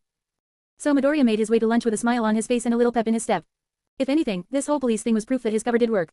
After all, this was Ronin. He didn't want to brag, but he was pretty sure they'd send at least a hero or something if they thought Ronin was here. Looked like that furry fucker wasn't letting slip yet. Beside him, equally in bliss, Eiko strode with a quiet confidence. While she wasn't quite sure what was going on, she did know that their teacher gave some hands-on teaching for once and she was glad for it. She wasn't sure why he talked in circles so much, but any help was welcome help in her books. Besides that, everyone was really quiet today. It was nice. And not that the usual class was bad, with all the students being lively and stuff. It was just easier to concentrate today, with everyone being so quiet.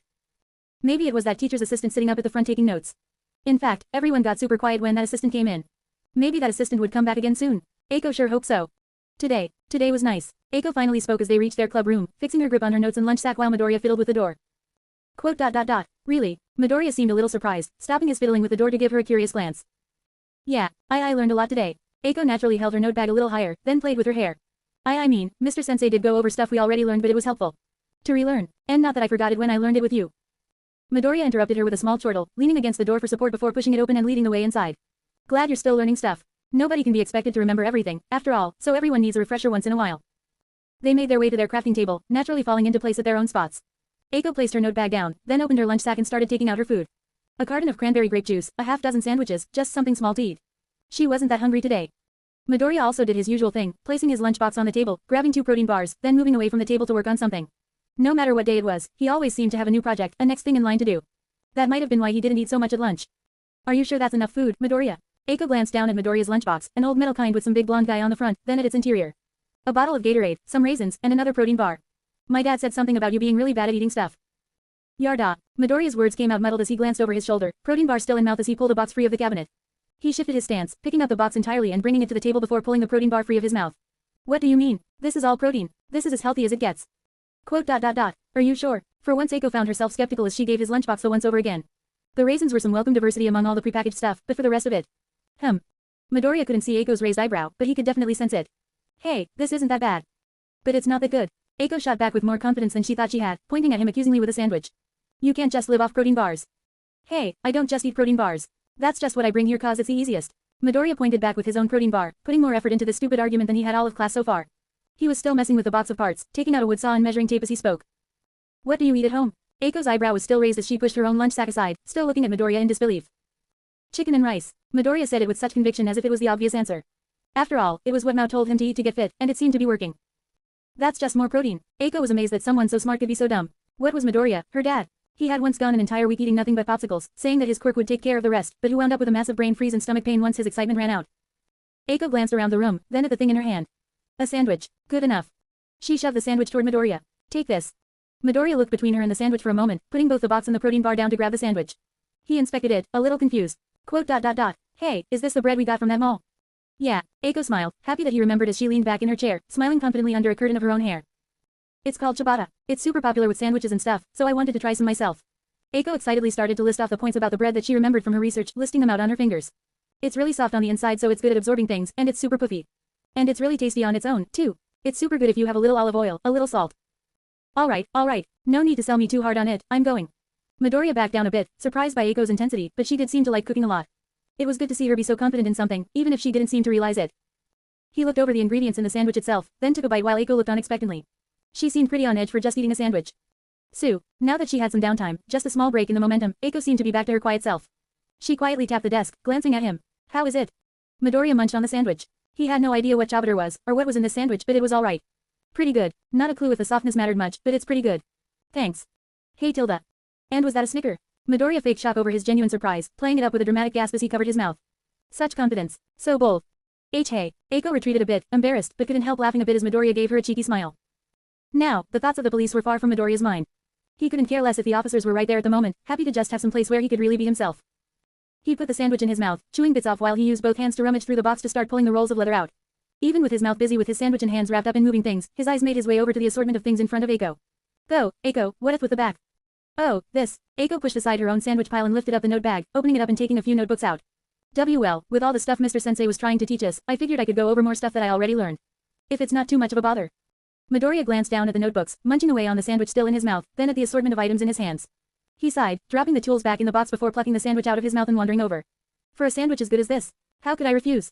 He pulled his chair over as Eiko picked a notebook to start with, flipping through each quickly before settling back on math. Oh boy, his favorite. Midoriya looked it over, just basic algebra stuff. A little under their level, probably should have been learned in middle school, but better late than never. Besides, if Eiko didn't have this stuff down it could really come around to bite her in something like calculus. But that was important, and he had something to throw at her that wasn't so important. Oh, by the way, Mr. Sensei, who's that? He gave Eiko another cheeky grin as he pulled out a spare pen from his pocket, quickly checking the ink while Eiko flubbed. The guy who teaches us. The homeroom teacher guy. And what's his name? Midoriya's smile got even cockier while Eiko fumbled, frowning while she was thinking her hardest. And they weren't even on the first math problem yet Tilda. You see him every day and you don't know his name. For shame Tilda. It might have been the fact that Midoriya couldn't keep a straight face that let Eiko know he was joking, huffing at him while he just kept on snickering for another minute before finally getting serious. Alright, my bad. Come on, let's get to work. Eiko and Midoriya delved back into the algebra, flitting between sections while they checked up their skills. Another welcome division from all the police work, to be sure, even if it was definitely more work. Sure, he had a lot of things he could be doing. Investigating that Shihisakoi thing and trying to figure out who they were, working on the kendo swords, maybe another tune-up on his equipment before he went and fought those Yakuza schmucks again, but right now he was helping a friend, and that felt pretty important. The officers gathered their files and themselves at the school's gate, talking to each other and sharing their initial findings. There'd be a more thorough analysis at the precinct, sure, but it never hurt to chat a little among coworkers while they waited for the hero supervising this investigation to come out. It had been a good investigation in the end. A little slow at the start, needing a few adjustments, but they got what they wanted in the end, a full list of reports by the students on the events surrounding last night's sudden appearance by the Shihasakai. While the officers still had things to go over back at the office, it seemed so far like the Shihasakai's presence had been random, caused by some outside force. What that was would probably be the target of their next investigation, taking even longer. But few worried that far ahead everyone was glad to be finished with this part. And with the hero who organized this operation finally coming into view as he left the school's main building, it was finally time to go home. Well, soon enough it would be. First the police formed up, standing in line with a salute as the tall hero moved across the schoolyard with great purpose, his sidekick struggling just to keep up while looking half as graceful as him. Even in a shit stain of a school like Ishiyama, his suit was clean and tidy. His papers were neatly stacked and in a folder, already ready and sorted for further inspection once he reached his hero agency. Beside him Bubble Girl, his sidekick, formed a stark contrast as she could barely just keep a hold of her portions of the papers. The local area for cameras. Footage of the Yakuza's activities could straighten out and end this entire investigation in a moment, so finding any would be invaluable, the professional hero said, keeping his tone as crisp as his suit. His eyes danced across his papers, only pausing for one moment as he gazed flicked from paperwork to the police work in the line they had formed. Are your investigations complete, Major? The police in question stumbled slightly as they became the object of the professional hero's ire, jumping into formation with salutes. The most senior officer spoke with the lines that they had all practiced just for a moment such as this, managing to keep his voice in control despite the immense pressure from the hero as he gave the office a summary. Yes, sir. We've gathered testimonies from the students, run analysis on the crime scene, and our your men in the precinct are interrogating the villains as we speak. The hero in charge of the investigation nodded, coming to a complete stop in front of the leading officer before turning to look down at the man in question. They were all here for one reason, after all, and this report should set the record straight. So, Major, what did you find? The Major took one last second to look through his papers, sorting through them before he spoke. Well. Chapter and notes. You, a smart reader, why does the chapter end like someone just cut a chapter in half and called it good? Me, hiding a hacksaw in the next 2/3 of a chapter. Well, the good news is the next chapter's gonna be coming really soon. Now, who would forget the name of someone they see pretty much every day, let alone never learn it? Not a very pro-gamer move. Right, Midoriya? Now, who is the Shihisakoi? I truly wonder. Midoriya's classmates. Man, he's totally unfazed by the police. Midoriya's such a badass. Eiko and Midoriya. You can't just eat protein all day. You need diversity. I gotcha, I now have regular protein and cookie-flavored protein. Alright, I think I've got out all the mangled thoughts I had while writing this and the next chapter. So, the backstory for why this one took forever is cause I really couldn't find a good ending so I just kept adding more. This spiraled until I had almost exactly double the current chapter length, consulted my editing buddies, and decided to try and clip it short. This was fun. I had a great time with the Eiko scene, doing a little research into bread, all in all a fun time. I think I'm getting the hang of writing this calmer stuff, so that's cool. Next chapter is the real end of the police business, I swear because I've already written the end to it. We'll just get it out of the way at the start. Because after that, well, after that's where the fun begins. Adios amigos, hope you had a happy Thanksgiving and cool 2-year anniversary for the story. Chapter 199, Crime Scene Review. Chapter Summary. A pro hero's analysis of what went down with practically no evidence or witnesses. Still gets closer than I would have. Chapter notes. See the end of the chapter for notes. Sir Night Eye glanced down at the officer leading the investigation, patient but aware of the time. He was at a small high school in the slums of Mustafafu, Ishiyama he believed, to investigate a disturbance to his operation against one of the largest villain factions after the disappearance of Al for One, the Yakuza faction calling themselves the Shihasakai. They had been old crime. A family of crime running longer than hero society itself. They were patient to sit back and bide their time while other organizations came and went. It seemed with Al for One's absence in Japan their leaders had finally deemed it time to go forward into the world, entering the new age. He had been creating an operation to try and deal with them in one fell swoop, but recently something had come up. A few of the Shihasakai's members had been conspicuously taken out last night at this tiny school. Was it an organized assault? A grudge between villains? Sir Night Eye wasn't one to guess, he wasn't fond of uncertainties. Thus, he investigated. He brought squads of police to Ishiyama High to investigate it himself, digging straight to the root to get hands-on experience with the anomaly. It might have been suspicious to the Shihasakai if they heard he was here, but the risk was measured. If they would raise their guard from his presence, they would already be on guard from the attack. If they didn't, that would mean that they didn't pay this attack any mind. Either result was fine. So, he was here, and had just finished speaking to the school staff. The staff themselves proved to be, to no one's surprise, unhelpful. The attack had happened at night, so no direct witnesses. Ishiyama had no cameras, likely due to some of the less presentable parts of Ishiyama High School that the teachers seemed keen to cover up. All in all, there was little help to be found on campus, as he suspected. All that was left was to get the report from the police. Sir Night Eye spared half a moment, counting each officer off by their heads to make sure everyone was here before focusing back on the one in front of him. Major Kanda, age 35 and the highest-ranking officer on site. By the major's fidgeting and the way the other officers looked at him, it seemed he would be doing all the attacking on behalf of the officers. Sir Night Eye sighed, mostly to himself. While it wasn't impossible the police found any useful information from the students, it was seemingly close. Still, he had brought them here, so he might as well get the report from them. So, Major, what did you find? Well, according to what we found, seems like the villain's presence is a matter of coincidence. The Major spoke rigidly, his back unnaturally straight and still holding his salute as if he was speaking to a senior officer and not someone in an entirely different profession. Still, with the sidekick of the legendary All Might, hardly anyone would call it incorrect behavior. Few students had seen any activity they'd see as suspicious, and the scene itself is clean. No trace of drugs in the scene. It might be odder if no one had seen anything suspicious, Sir Night Eye thought as he tapped his chin. It was quite the suspicious area, so he didn't expect these students to be fully honest, but he didn't have any false ideas that this place would be of much significance. It was just another lead that could have possibly helped him get a rap on the Shihasakai. It had stuck out to him as an outlier from the Shihasakai's normal behavior, being too far from the Shihasakai's normal grounds to be good. Still, even if it was just a coincidence, an outlier was an outlier. Something had caused it.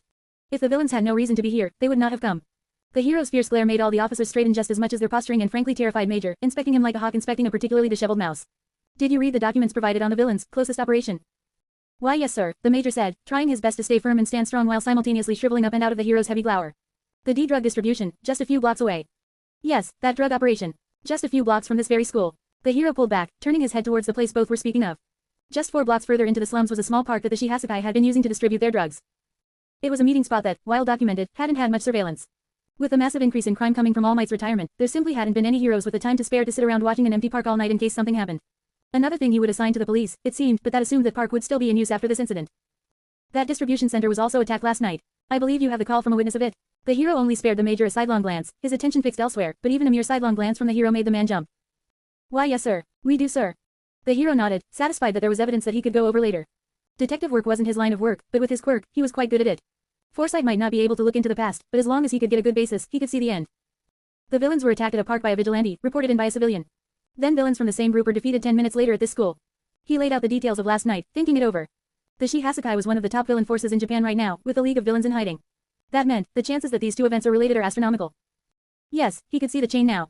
The lower rungs of the Shihasakai were attacked by the vigilante, causing them to reach out and try to protect their product. This called them in for reinforcements, but then the order of events became unclear.